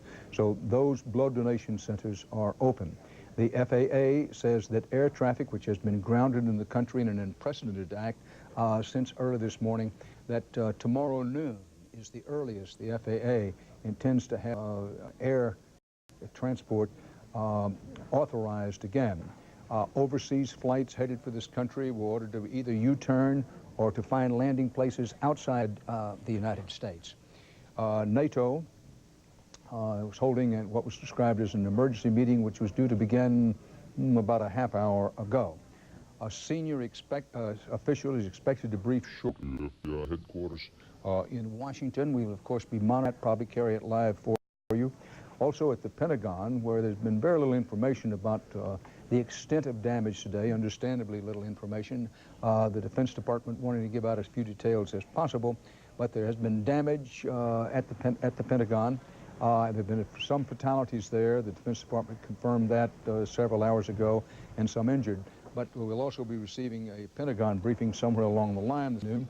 The pictures you're seeing now on videotape are from the World Trade Center area. Let me point out that it wasn't just the collapse of the twin towers of the World Trade Center, one tower and then the other, where 50,000 people generally work on any given workday and where thousands more generally visit. But there were buildings around the World Trade Center that in the avalanche of debris, the concrete and steel and other was raining down the whole area, there were other buildings in that section of New York, Lower Manhattan, that collapsed at or about the same time as the World Trade Center. The mayor of New York, Mayor Rudolph Giuliani, has said that there's been a, quote, tremendous loss of life. In an interview with CBS News, he wouldn't even speculate as to how much loss of life. There, at last report, there were people known to be still alive. In the debris of the World Trade Center collapse, efforts were being organized to try to get to those people. Now, this is an unprecedented show of terrorist horror, what you're seeing today. The 110-story World Trade Center collapsed in this shower of rubble and dust and destruction. The airliners, carrying a lot of people themselves, slammed sides of the twin symbols of American capitalism, and flew out of Johnny from Johns Hopkins University pointing out that the two main targets today, one, a symbol of America's economic power, the World Trade Centers, the other, the symbol of American military power with the Defense Department. And no one can believe that those two main targets were selected at random. They were selected for their symbolic importance to the nation. New York City Mayor Rudolph Giuliani said, and I quote him again now, "The number of casualties will be more than most of us." No, this was a systematic terrorist attack that included another hijacked plane crashing into the Pentagon. And we very early on this morning said that this was the Pearl Harbor of terrorism. Then following that, at least one U.S. senator picked up on that theme, comparing it to the incidents of 1941's Japanese Pearl Harbor attack that launched World War II. This day, national security was quickly moved up all around the country. A terrorist directed two planes into the towers in the middle of the morning rush hour. There was no coincidence at the hour they did it. It was right at the height of the rush hour, right at 9 o'clock. And you say, well, how did this happen? Well, we don't know, but apparent two planes bound from Boston to Los Angeles were hijacked almost simultaneously. Somebody had to go into the cockpit of the plane, somebody had to command the plane, and somebody said, in effect, I'm a suicide bomber, an airborne suicide bomber. And they crashed the planes into the World Trade Center. And much the same thing is believed to have happened with the crash into the Pentagon. Now, as for what happened in western Pennsylvania in the Pittsburgh area with the plane crash, the details are sketchy. And yes, we did report that the FBI believed that there had been a plane crashed at or near the Camp David presidential retreat in Maryland, but that has remained a vague, unconfirmed story throughout the day. Debris coming down from the upper stories of the World Trade Center before those World Trade Center towers collapsed. Some of the World Trade Center's 50,000 workers were seen leaping from windows to their certain death. That included, in one case, according to eyewitnesses, that included a man and a woman holding hands as they leaped from the World Trade Center as the flames engulfed their floors. Some people jumped from as high as the 80th floor. This happened as the planes exploded into fireballs. Unimaginable, these things, but part of today's reality. Now, first reports had at least 600 people undergoing treatment at hospitals. Early reports said 150 of those were in critical condition. At least another 1,500 so-called walking wounded were taken to Liberty State, New Jersey for treatment. The mayor of New York, Rudolph Giuliani, says it may take 2 days before a final figure of the dead and injured becomes known. No one would be surprised if it didn't take longer than 2 days. Yes, there was a New York mayoral primary vote scheduled today in New York that was canceled. I don't have to repeat, but will, that the financial markets closed immediately. They'll have a conference call tonight to determine whether financial markets will open tomorrow. Hospital officials have been preparing for the worst all day, and they've gotten the worst. The Bellevue Hospital medical director, Eric Mannheimer, called this, and I quote him, a catastrophe of unparalleled proportions.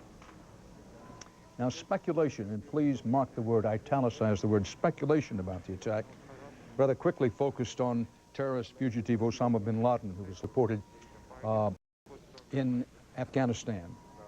Afghanistan's Taliban government, the radical fundamentalist Islamic government of Afghanistan, moved quickly in a public relations effort, understandable from their point of view, to say two things. One, that they deplored this. Two, they had nothing to do with it. And three, this would surprise some people.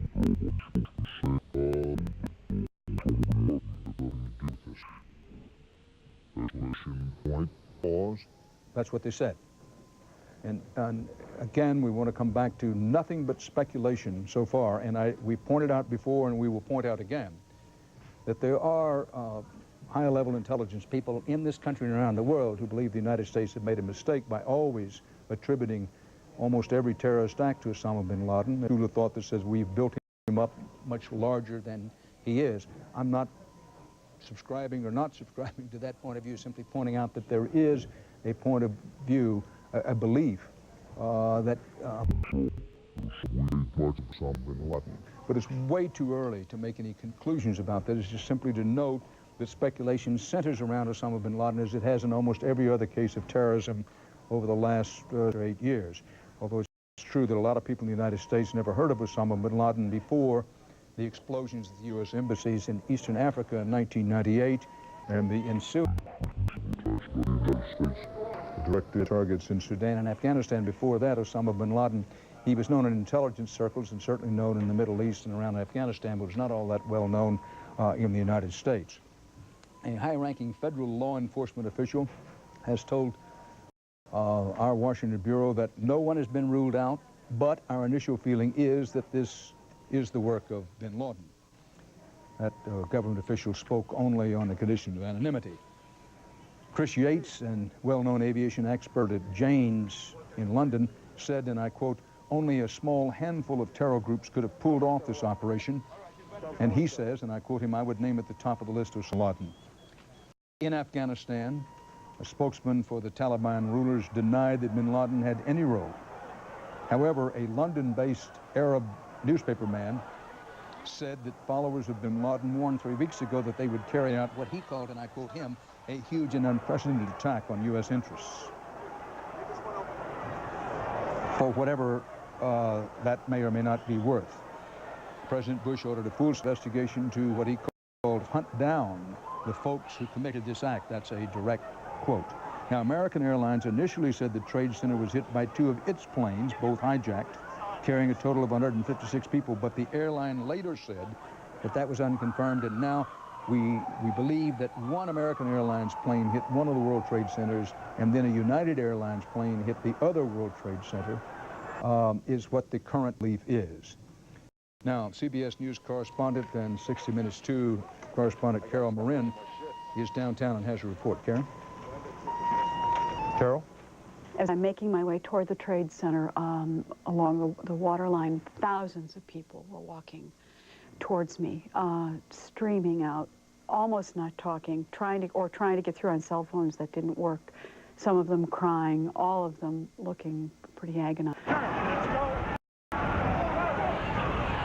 All of a sudden I heard a roar and I saw one of the towers blow and then collapse and fill the horizon with smoke, and I yelled, oh my God, and I saw from street level, as though it had exploded up, a giant rolling ball of flame, and the firefighters screamed, run.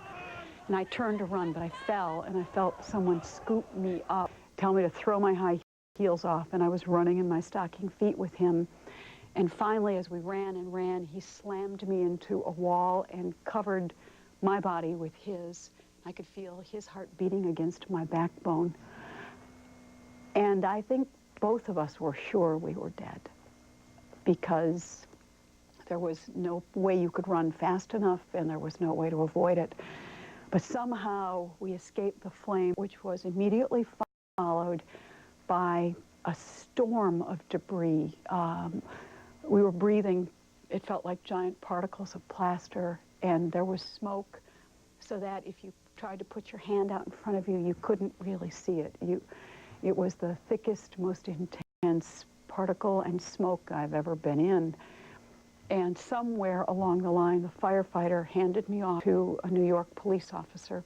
The thing that struck me, though, was that I didn't see many wounded people in the street, which led me to believe, at least where I was by the Trade Center, they had never even gotten out of the building. I thought I was going to die.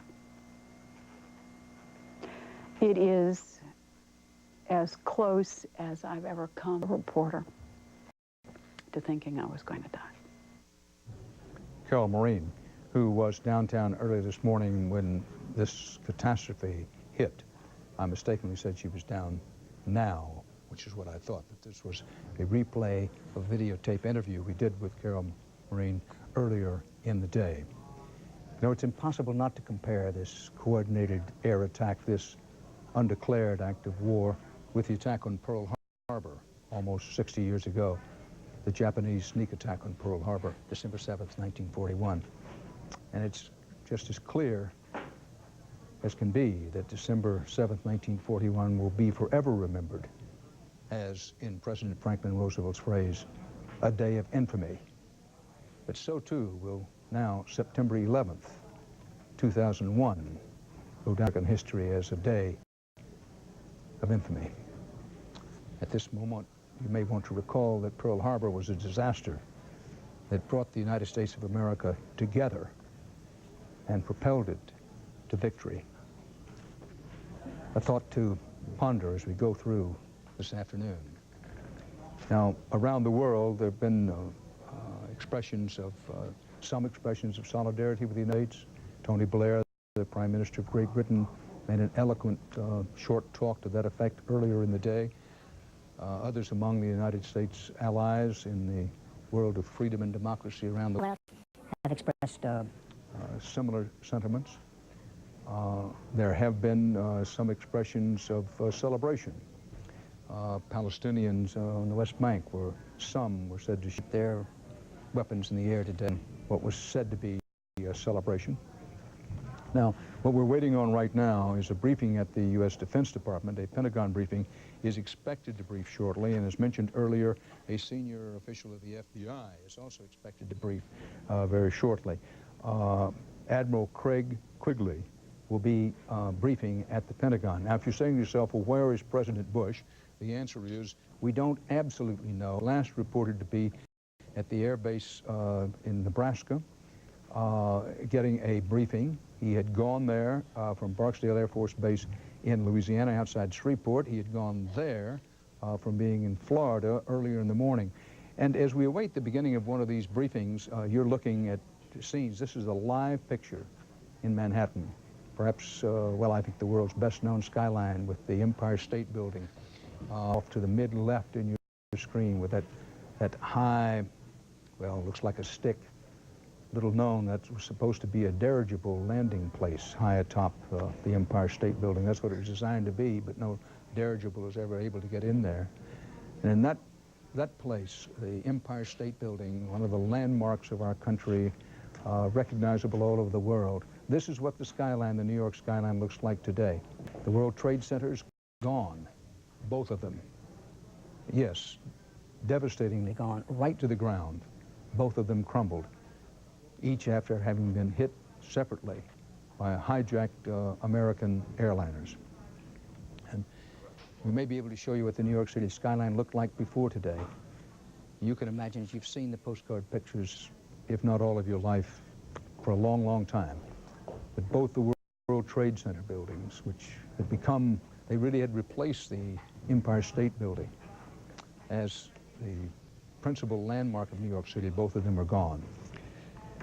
The former foreign minister of Israel, Shimon Peres, is in Jerusalem. Thank you for being with us, Mr. Minister. I appreciate very much you're doing this. Do you think this terrorist attack on the United States is because of its close friendship with Israel? An attack on the United States. Attack civilization and bring all of us back to the jungle. And I think we have to do whatever we can not to permit another war with terrible consequences to be spread over. May I say that each of us feel today like an American. Our heart is with the families, with the victims. It's full of pain. But we know the United States is a great and a strong country, and as you've won so many wars and suffered so many agonies, again, you and us and all of us will emerge stronger and more whole.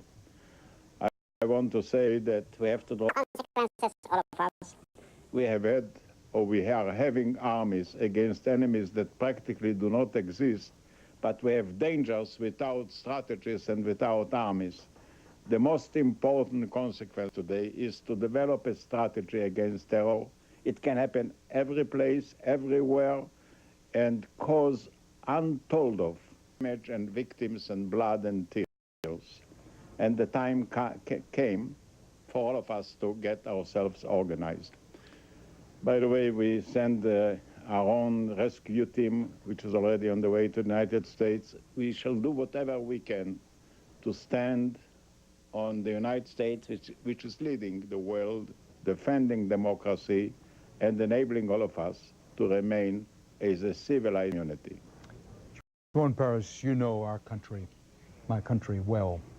And you know that there are any number of people in the United States who believe these bombings today are a direct result of U.S. support for Israel over the years in the Middle East. To those people who say that, what say you? Well, you know, there were other acts of terror that has nothing to do with Israel, including in the United States itself. Terror is a terrible way of destruction and killing. And you have all over the world acts of terrors that has nothing to do with Israel. Terror Mr. Peres, is a if you'll new excuse me a phenomenon. moment, I know that you will understand this. I'm so sorry to interrupt you, but Karen Hughes, the principal assistant to President Bush, has begun to brief, and we pick her up in progress. Evacuated for security reasons and to protect our workers. Your federal government continues to function effectively. We have a federal emergency response plan, and at President Bush's direction, we are implementing it. We began to implement it immediately after the first attack in New York this morning. We contacted American forces and embassies throughout the world and placed them on high alert. The United States Secret Service immediately secured the President, the Vice President, and the Speaker of the House, and they are all safe. They have also secured members of the National Security Team, the President's Cabinet, and senior staff. As you know, President Bush was in Sarasota, Florida when the first attack occurred this morning. Air Force One has now landed at Offutt Air Force Base in Omaha, Nebraska, and the President is in a secure location. He is in continuous communication with the Vice President and key members of his cabinet and national security team. Vice President Cheney and our National Security Advisor, Condoleezza Rice, are in a secure facility at the White House. I have just come from there. The Secretary of Transportation and other members of our White House staff are gathered at a command center there, and we are coordinating with other branches of our federal government. The Secretary of Defense remains at the Pentagon, and the Secretary of State is en route back to Washington from his trip to South America. President Bush is conducting a meeting of the National Security Council as we speak. They are meeting President Bush from his location and other members from different locations in Washington and other locations. As many of you have been reporting, the Federal Aviation Administration ordered all airports closed, and all planes which were in the air were directed to land at the nearest airport. International flights were diverted to alternate locations outside of the United States. Transportation Secretary Mineta has directed the Federal Aviation Administration to suspend operations until at least noon tomorrow. So no airline flights will operate until at least then and until the FAA announces that operations will be resumed. Secretary Mineta has also issued orders controlling the movement of all vessels in United States navigable waters. The Federal Emergency Management Agency has activated 8 urban search and rescue task forces in New York, and 4 of these highly trained teams are at work here in Washington at the Pentagon. Every federal agency has implemented continuity of operations plans to make sure the government continues to function effectively. While the markets closed today because of the situation in Manhattan, the United States financial system has continued to operate. Banks have been open all day. The Federal Reserve has operated regularly and continuously. The Department of Health and Human Services has mobilized medical personnel and supplies to provide help to local authorities who are working so diligently to respond and try to help the victims of these terrible attacks. President Bush has committed the full resources of our intelligence and law enforcement communities to identify and bring to swift justice those responsible for these despicable attacks. The Department of Justice is setting up a hotline for families who fear that their relatives may have been victims of one of these attacks, and we will be announcing that telephone number shortly. Our fellow citizens and our freedom came under attack today. No one should doubt America's resolve. President Bush and all our country's leaders thank the many Americans who are helping with rescue and relief efforts. We ask our fellow Americans for your prayers for the victims, for their families, for the rescue workers, and for our country. Thank you all very much, and we will continue to update you as information is available and confirmed.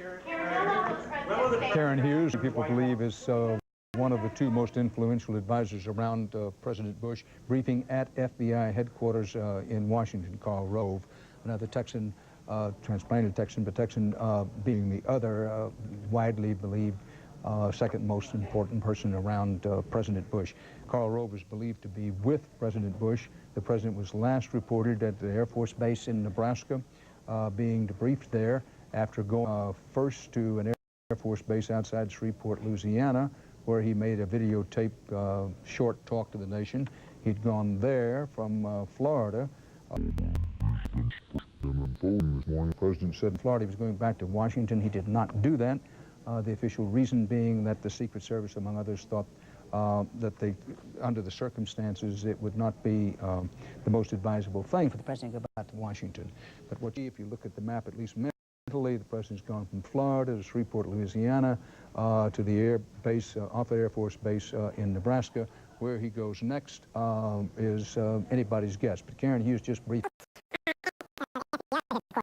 John Chester, the spokesman at the Pentagon, has a briefing underway there. Let's go to it live.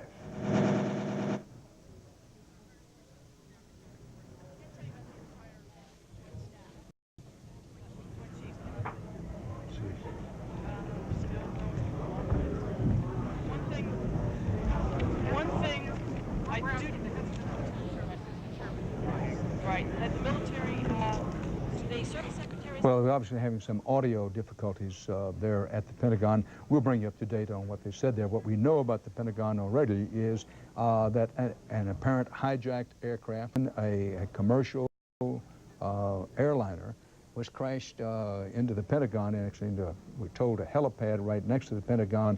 There was damage to the Pentagon itself. Flames and smoke consumed a portion of the Pentagon for a while. Mark well, since the Pentagon opened in 1943, this is the first time it's actually come under a direct attack. Nothing even approaching this has ever happened at the Pentagon before. After a long delay, the Defense Department confirmed that there had been fatalities. How many, we do not know, at the Pentagon. And we saw some treated and then carried away earlier in the day. But we don't have a lot of information on what happened at the Pentagon just yet.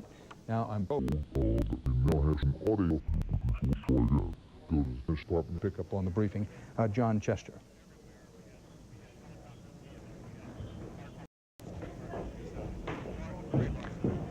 Well, 2 strikes on that. We obviously don't have the audio of Mr. John Jester. I'm sorry, that mistake is mine, for which I apologize, but Mr. John Chester, we couldn't pick up the audio. this is one of those days when obviously we're doing the best we can to bring you as many live reports as we can. We had talked to Shimon Peres in Israel, we were going just before we went to Karen Hughes. And he was pointing out, this is a paraphrase of what he was saying, that yes, the United States has stood with Israel all of these years, but that under these circumstances, the Israelis certainly understood, perhaps better than some, the enormity of what was happening this day. And we do apologize for having to interrupt that interview in progress, but of course we did so to go to the Karen Hughes briefing. Now, we're coming up to nearly the hour mark, and as the hour mark passes, we'll bring you up to date on all of the facts and details as we have them. But in the meantime, let's go back to Washington and our chief Washington correspondent, Bob Schieffer. Bob? Well, Dan, I am here with Senator Chuck, who's a member of the Foreign Relations Committee. He has been to a series of briefings. Let me ask you quickly, Senator, because we're pressed for time, we're going to come back. Is the talk now about reopening the Capitol tomorrow? Yes. And why would that be? Well, the security, we believe, is clear, will be clear by tomorrow, and we don't want to shut down our government and our country. The terrorists win here. As long as we're securing our nation and our structure and our ship, then I think we should move on, and we intend to do that tomorrow. And Dan, Senator Hagel, of course, is the senator from Nebraska, Offutt Air Force Base, the former home of the Strategic Air Command, is where the president is. When we come back, we can talk to Senator Hagel about why the president went there. Dan.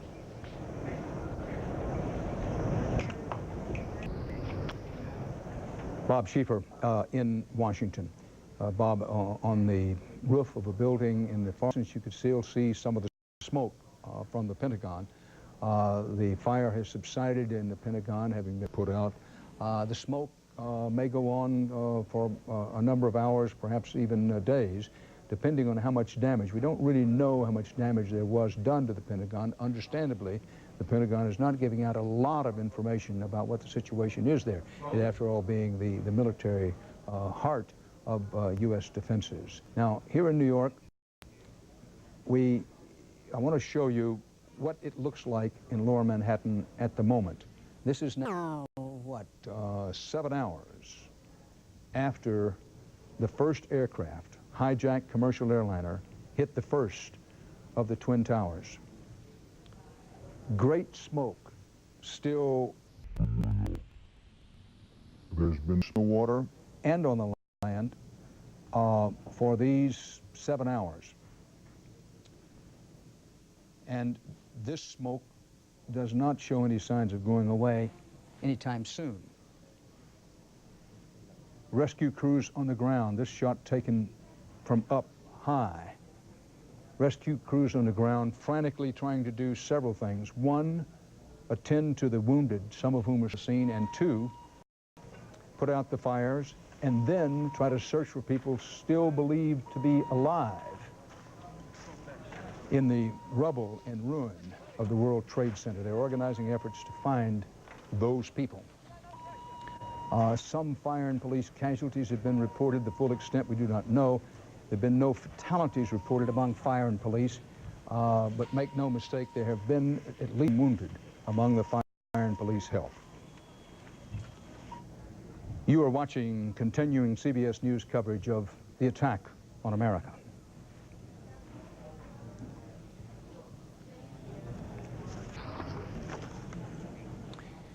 Dan Rather at CBS News World Headquarters in New York, where the Twin Towers of the World Trade Center have been hit each individually by a hijacked airliner, 4 hijacked commercial airliners that we know of today.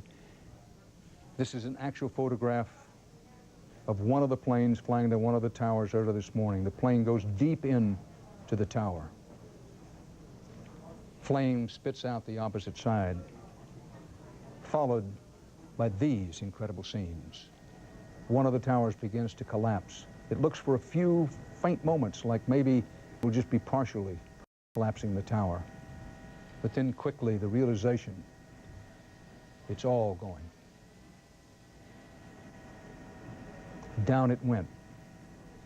And then the second tower, fire and smoke belching out of it. No one believed that it could happen, would happen, but then, again, incredibly, down it came.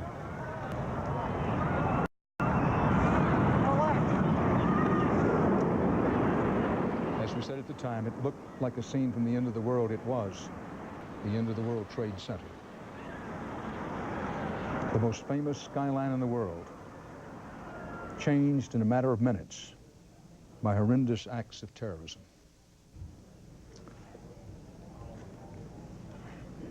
In the shadow of the stability, a direct attack on the freedom of every American, and indeed on the freedom of anyone who has it around the world. It is not too much to say that. Scott Pelley, CBS News correspondent, is downtown, near where the World Trade Center used to be. Scott? Dan, I have journeyed into the downtown area very near the World Trade Center building itself. I was maybe 60 yards away, and we were able to see the World Trade Center building, what was left of it. I can only describe it to you, Dan, as about 15 stories tall, with a broken top, completely shot through, a burning hulk.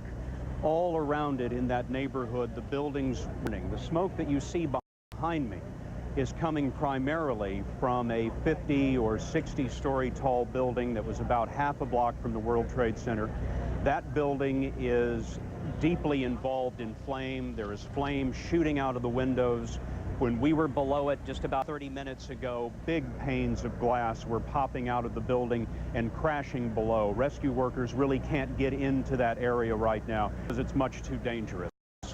In the streets around the World Trade Center, Manhattan traffic stopped and was incinerated right where it stood. We saw a number of New York City police cars, obviously some of the first responders to the scene. The police cars were blown to pieces and completely burned. Some U.S. postal vehicles were actually melted onto the street just a few yards from the World Center itself. I spoke to some firemen, Dan, from the Bronx, who were some of the first responders in, and they told us that after the first tower, tried to save some people in the area around the second tower, and then the second tower began to come down, and these men looked over their shoulders and found an entrance to a subway down the stairs into the subway as the Trade Center tower came down around them. They told us that a police lieutenant was trying to warn them away at the time that the building was coming down. He had his arms high in the air, trying to get them to run, and they said that that lieutenant was hit by falling debris and, as best they could tell, was severely wounded. We talked to a number of firefighters and paramedics who have been at the center of this hell and have come out covered in soot and dust and have told us amazing stories of heroism. One fireman told us that when the second tower came down, they were completely covered in black smoke and swirling dust, and the firefighters held each other's hands in kind of a human chain in order to get out of that area. Another firefighter, actually a retired firefighter who ran to the scene as soon as what was happening, came out and told us that he didn't see any wounded people around the World Trade Centers. He just saw what he described as parts of bodies. I tried to get him to tell me how many he thought he saw in terms of the number of people killed, and he said it's much, much too many to be counted. Dan? Scott Pelley in Lower Manhattan. Thomas Paine, 1894, quote, "These are the times that try men's souls, and so is time that try men's souls. Also, there are times that test the mettle, that test the very character of a nation. Each generation, in one way or the other, faces some kind of maximum test. Who is to say that this is not ours?" Timeline: plane crashes into tower of the World Trade Center in Lower Manhattan shortly before 9 a.m. Eastern Time. Just after 9 a.m., second plane crashes into the second tower of the World Trade Center. It's believed that a American Flight 11 Boston Los Angeles, a Boeing 767 with 81 passengers and 11 crew, was the first of the two planes that struck the world.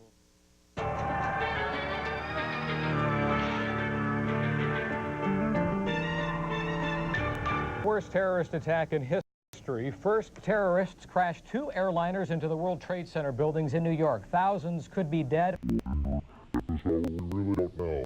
Officials rushed to evacuate the buildings, and then an even more gruesome sight. Both skyscrapers come down in a thunderous roar. As the planes rammed the Trade Center, people were left literally holding on for life. This video taken just moments after the attack. Workers hung to the remains of the shattered glass and steel building. Some were unable to hang on long enough until help arrived and fell from the destroyed towers.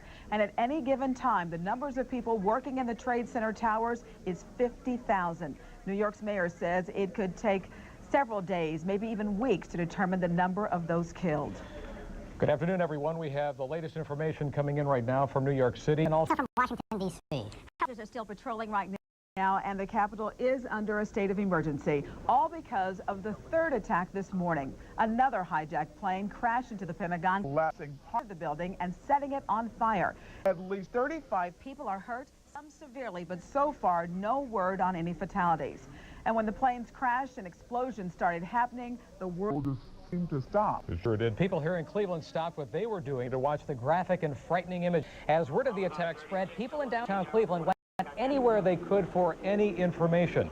People stopped in their tracks in downtown, watching on jumbotrons at Playhouse Square. Many others stopped to peer through the windows at Home Team 19 and Home Team 43 to watch. Many had a hard time comprehending the devastation that they were watching. We're at a conference.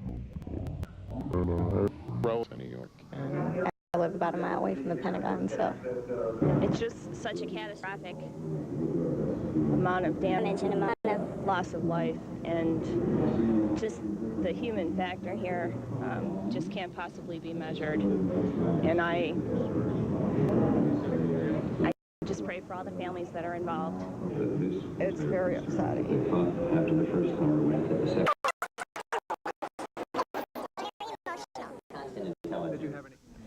News of the horrific devastation in New York City led to quick decisions by dozens of businesses in downtown Cleveland right here, especially those in high-rise buildings. They shut down for the entire day. And our Paul Olowski was with commuters as they headed out of town. Paul? Well, Cynthia, one of the first buildings that was evacuated, and evacuated quite quickly, was the federal building behind me. Obviously, federal buildings could be targets. It's really very simple. This is an older design building, and as you see behind me, you can pull right up to that building, as was done in Oklahoma City. It's a Mura building, a truck filled with explosives. Newer buildings, the FBI building they're building downtown, and the new federal courthouse are built set back away from the road. But really the story is off to the left. 9th and Lakeside, normally one of the busiest at this time of day, is deserted. The late morning was one of the most odd I've ever seen. For a time, horns were honking. People become frustrated by gridlock, but within an hour or so, the streets were deserted, as you see. Police tried their best to direct a morning rush hour that was the opposite of the norm, an exodus from the city. Quickly, buses filled as businesses closed, dozens of them. Guards took up positions on all 4 corners surrounding the federal courthouse. It was closed. On Playhouse Square, commuters watched giant screens in disbelief as the word spread like wildfire. We got an email, and it went from there, and then people started turning on radios, and it just got worse and worse and worse. People you work with know people who work in New York, work in the World Trade Center? Yeah, I think everybody knew somebody or had a friend or relative who knew somebody. The exodus out of town was best understood here on Euclid Avenue at Public Square. The streets and the sidewalks virtually deserted at what normally would be a very busy lunch hour. Most leaving town had a hard time believing the day's events, but are unsure on what can be done to prevent a repeat. We get into a complacency. Are you surprised that the government didn't have some knowledge that this was coming, given that obviously it was very well planned? Not really. It's a terrorist attack. It is a surprise attack. It would be nice to know exactly who it was. It's inevitable. Yeah. There's no stopping what happened today. There's no prevention methods that could have been in place to stop an attack. They've taken some methods here. As you see, several police cars guarding Cleveland City Hall. The flags have now been lowered to half staff here at Cleveland City Hall, which is just off to my right as the afternoon goes on. I stopped on the way over. As I walked over, just poked my head into St. John Cathedral. A lot of people inside not talking about the event, having just a moment of silence. A lot of people lighting votive candles, just reflecting on the damage that's been done. One of the things that we saw as much as anything, people on cell phones as they left the downtown area trying to make some contact to make sure anyone that they might know in New York was okay. And when you really think about it, if the numbers that are possible of people that were injured or killed in this, Jack and Cynthia, it really is very, very likely that almost all of us will know someone. The numbers could be into the thousands, possibly worse, tens of thousands. And it seems like, as you said, Paul, all of us will be touched in some way by this tragedy, and you can't help but have an overwhelming feeling of helplessness. Well, what can you do? And I think maybe that's why people were turning to the cathedral. I don't think they know what to do or how they could help, but just a moment of silence. And Paul, I think you picked up shocked at what happened, but there's anger out there. There's we want justice. We want a reason for this happening, and I think there is a definite anger among millions of Americans right now in the country. Well, one of the things we heard, and maybe it's not America at its best, but was people wanting revenge, not wanting another trial as in the World Trade Center bombing case from several years back, 1993, I believe. People wanted revenge. They're looking for a strike, some way to vent that frustration, I suppose. Probably not their best emotion, but it's what we're picking up on the streets. Okay, Paul, you stay downtown in case anything breaks. We'll get back to you momentarily if it does. All right. In the meantime, the evacuations choked up streets as workers to leave the downtown area. Most major cab companies continued to operate while 2 RTA train lines were shut down in Tower City and the airport because of the shutdown at Hopkins International. RTA buses began running on a more frequent schedule than usual to accommodate the early rush hour, making rounds every 15 minutes or so. And Lake Tran, which serves Lake County, though, is running on schedule. Home Team News anchor Denise Afalo is now on her way to New York City. She's live on right now to join us with the very latest. And Denise, we understand traffic is going to be tough once you get closer to New York, but you had a hard time actually getting out of the greater Cleveland area. Yes, we did, Jack. And in fact, once we got to the Turnpike, we noticed it's virtually a ghost town like it is in downtown Cleveland. Practically the only vehicles we're seeing on the roads are the big rigs, the 18-wheelers. Not very many cars out here traveling today, as if everyone is by the news and staying home to watch the coverage and to find out what's happening. Another thing is the cell phone calls that Orlowski mentioned. We have been calling friends and contacts in New York the entire way. Nothing. No calls are going in or out of New York City at this time. It is absolute chaos. You can't dial in. We're in eastern Pennsylvania now. We are on 80 East, and we're going to get to as close as New York City as possible, and we're going to bring you further counts just as soon as we get them. All right, Denise, and we'll be checking in with you as you head to New York, of course, coming up tonight at 10, and of course on Home Team 19 News 11. Should assure you watching at home that in case anything breaks on a national level, we will leave you immediately, go back to CNN, go back to CBS News, Dan Rather, to bring you the very latest updates on a national scale. So please don't think that we're preventing you from seeing any updates nationally, either in New York, Washington, D.C. If there is anything of an urgent need, we will leave you and go back to the network. So please stay with us if that does happen. It's also shut down at this hour, just like airports all across the country. And that's one reason why Denise is headed by car to New York. They were evacuated. Several planes were because of making an emergency landing. A Delta Airlines Boeing 7 emergency landing at Hopkins today because of concerns that there may be a bomb on board. The plane was moved to a secure location where FBI agents searched the aircraft. They found the package in question. As it turns out, it was a lamp, and everybody on board was evacuated. However, air traffic controllers say that they could hear screaming coming from inside the plane, which took off from Boston this morning. Right now, the airport is closed, and at this time, there is no word on when it will reopen. But we understand from the FAA that all American flights will be halted until noon tomorrow. At the earliest, the skies will be clear of any commercial flights at least until noon tomorrow. Well, the Cleveland area is definitely high on alert right now because of the plane. And the Home Team's Bill Youngkin joins us now live from Hopkins with more.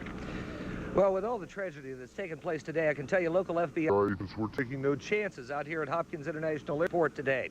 At about 9:45, about an hour after the first hijacked jet slammed into the World Trade Tower, the FAA informed the FBI here that Delta Flight 1989 with 69 people on board would be grounded here in Cleveland. For over 2 hours, it would sit on the tarmac in the secure area of the airport. There were rumors it might be carrying a hijacked plane or was carrying a bomb. Even the mayor said that it could have a suspected bomb on board, but both were false. What we've learned is that because of the crash into the World Trade and the similar flight path for Delta Flight 1989 that arrived here in Cleveland, Delta Airlines grounded their plane. I just want to make it very clear that investigation is ongoing, but at this time, there does not appear that there was a hijack or any apparent act of terrorism relating to Delta Flight 1989. I talked with some construction workers who were out on the runway when FBI agents came out and told them to get out of here right away, along with some people from the National Weather Service. The airport was more like bunker. And the FBI took over during the watching of that plane that went on for We'll hear from some of those employees a little bit later. But inside the airport, it was organized chaos. As the airport was shut down, people were walking on place, they were walking on the freeway. It was a scene of mass confusion. And our Harry Boomer was there with them. Harry, I've never seen anything like it. Bill, this is definitely a story in a very negative kind of way. A lot of people will be upset and hurt about what has happened all over the country. Those 4 hijacked planes may have gone down in New York City and Washington, D.C., and 2 other targets, but their impacts are being felt all over the country, including here in Cleveland. Hopkins International Airport is on lockdown, and body was evacuated. They told us to get out of the concourse immediately. Thousands of air travelers had their flights disrupted following the unthinkable attack on America. Disbelief. God. All I can think of is the people. The poor people. Wow. And why? Every airport around the country, including Hopkins International, was shut down. Every flight was canceled as air traffic came to a halt. I'm okay. Cell phone use markedly increased as folks phoned home trying to contact loved ones. I'm fine. I'm in Cleveland, and I'm landed safe. They got us evacuated out of the airport, but we're all in one piece. I need you to inform the site, and I really need you to get a hold of Joey, because she knows I was going to New York. She doesn't know I haven't been able to contact her yet. You know, I don't care about myself. It's just a horrible tragedy. As far as those people in New York and Washington, it's awful. It didn't take long for authorities at the airport to divert vehicle traffic. Go in front of their car. Thousands of stranded passengers. Left the terminals on foot. Even as the terrorist attacks continued around the country, these Clevelanders reacted angrily. I feel like this is a nightmare. If this is the case that it's terrorists, it's about time the United States, with being nice to all these countries and worrying about etiquette, and go after these idiots. Basically, terrorists have done what they wanted to do. They've disrupted all of America. It's a tragic, tragic day. A range of emotions here at Hopkins today as people learn the details of the tragic bombings all over this country. Just a personal side note, many of you may know that I'm from Washington, D.C. I have family there. Daughter is safe in Washington, D.C., but her uncle, who works at the Pentagon, has not been heard from yet. I've made several personal phone calls. I can't get through. The lines are very, very busy. And as you know, that's what's happening all over the country. And Hopkins will be closed down at least until noon tomorrow. Of course, we're going to be on top of it and bring you the very latest. Back to you in the studio. Harry, I can imagine your thoughts and concerns. I was personally worried about your daughter. Was she didn't know anything about all this when it unfolded? Well, actually, she was okay. She lives in southeast Washington, D.C., nowhere near the Pentagon and her mother and all of that. But her uncle, they're most concerned about him right now. They've heard nothing, and it has been hours. Harry, one of the most riveting pieces of tape we've seen today outside of what happened in New York and Washington is the interview you had with the gentleman who's on the phone reassuring his family that he's okay and call so-and-so to make sure that they know that he's in Cleveland. There's a lot of us that need to be reassured that we are okay, and as a nation, hopefully this thing is going to be nipped in the bud, so to speak. But that interview that you had with that gentleman was just very emotional. You know, he walked over to me, Jack. He says, "Sir, you look like a man who..." I reached and gave him my phone, and he called Jody. I don't know if she's his wife, his girlfriend, or whomever, but it is someone that he's very close to. He was able to get in contact with his office. They, in turn, got in contact with his family to let them know that he was okay.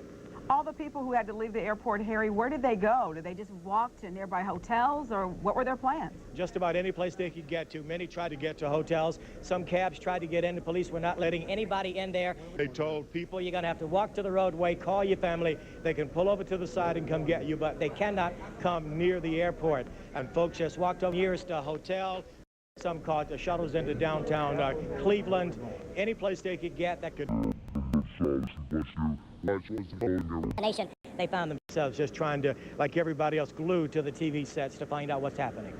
Okay, Harry Boomer reporting live from Cleveland Hopkins Airport. Thank you for the update. And Harry, if anything new happens out there, of course, we will go back to you and Bill for any kind of updates. In the meantime, as you probably have already heard, there were 4 planes in all hijacked earlier today. Here now is the latest information on those flights. American Airlines Flight 11 had just taken off from Boston's Logan International Airport and was headed to Los Angeles when it crashed into the World Trade Center this morning. 81 passengers were on board, including 9 flight attendants and 2 pilots. American Airlines Flight 77 was also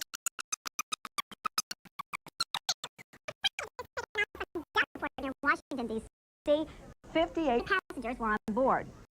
United Airlines Flight 93 crashed southeast of Pittsburgh while The aircraft was headed to San Francisco, and in all, 45 people were on board. United Airlines Flight 175 crashed into the South Tower of the World Trade Center. The plane had just left Boston and was headed to Los Angeles. 56 passengers were on that particular plane. The home team's Bill Sappho said members of the home team news, and he is standing by live right now outside of City Hall with the latest information from there. Bill? Absolutely, Jack. We are waiting right now for Mayor Mike White to come forward in the Red Room of City Hall with a press conference at 4:30. But in the meantime, as you can imagine, mayors of major cities across the United States assessing their own situations. We were also in Akron earlier talking with Mayor. People need to be calm. We do not have any reason to believe that there is any threat at this time to any facility or anyone in Summit County. But further down I-77 at the Akron-Canton Airport, emergency measures there, too, were put in place by the Federal Aviation Administration. They were to expect as many as 60 planes to come down at that small regional airport. 6 ended up coming, including this American Airlines 757, which was en route to Boston. And we knew we were going to have diversions. We thought as many as 60. Turned out only to be 6, but we had some stranded passengers that we've been carrying in the terminal. And Fred Crum, the director of the Akron-Canton Airport, said they have been taking care of all the passengers, putting a lot of those passengers on buses to neighboring cities. A lot of folks going to Pittsburgh, some to Detroit, others here to Cleveland, but still many, those en route to that Boston Logan Airport, still stranded at this point at Akron-Canton's regional airport. Obviously, a lot of concern with that Boston Logan flight. It is a plane that goes back and forth from Boston Logan to other parts of the country. It was headed back there. They were very concerned about it. Obviously, you can imagine a lot of security at that airport as well.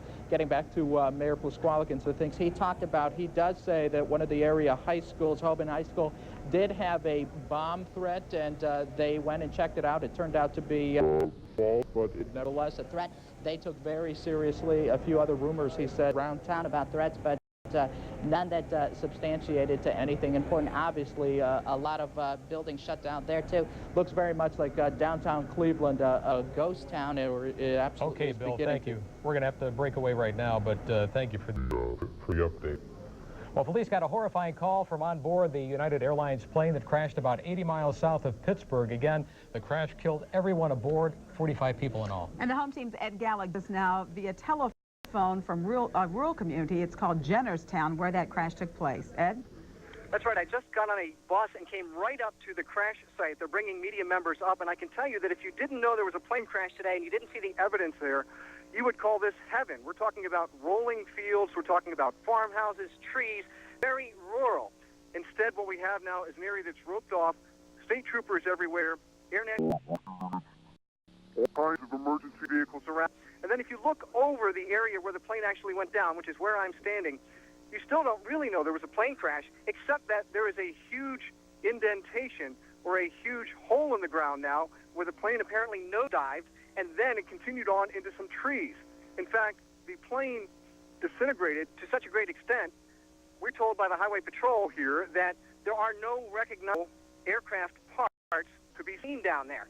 So if you look from where I'm standing on a bluff overlooking the field, you can see that something obviously went into the ground very hard, and then you can see scorched trees.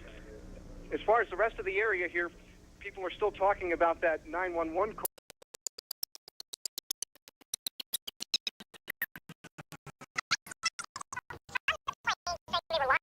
room saying this plane is being hijacked, this plane is being hijacked. Now, the FBI is investigating to see if, in fact, that was legit, or what the origin of that call was, who made it, how they were able to do it. Those kinds of questions still unanswered. The investigators are treating this, though, as a crime scene. They believe that this plane, I should say, was hijacked. And there was a congressman from Virginia who was saying on the record that he was told by Marine Corps investigators that the plane was meant to crash into the president's retreat at Camp David in Maryland. So that is another avenue that is being explored. Again, no survivors on this plane. The only buildings nearby were a couple of hunting cabins. Fortunately, this is an area that once was strip mined, and so therefore there were no injuries on the ground as well. But that is the latest from the scene. Investigators are still just trying to find every shred of evidence, and we will be bringing you pictures of what I'm describing now. You will see these pictures coming up on Home Team 19 News at 6 o'clock. Back to you. Okay, thank you for the update. We'll be back to Ed and find out more about that crash and also have more information on what we have been seeing and hearing about all day long from New York City, from Washington, D.C., and also from Western Pennsylvania. Let's go now to continuing coverage of CNN and CBS as our coverage on the attack in America continues. No one can go in to get the people out. There's small explosions still going on.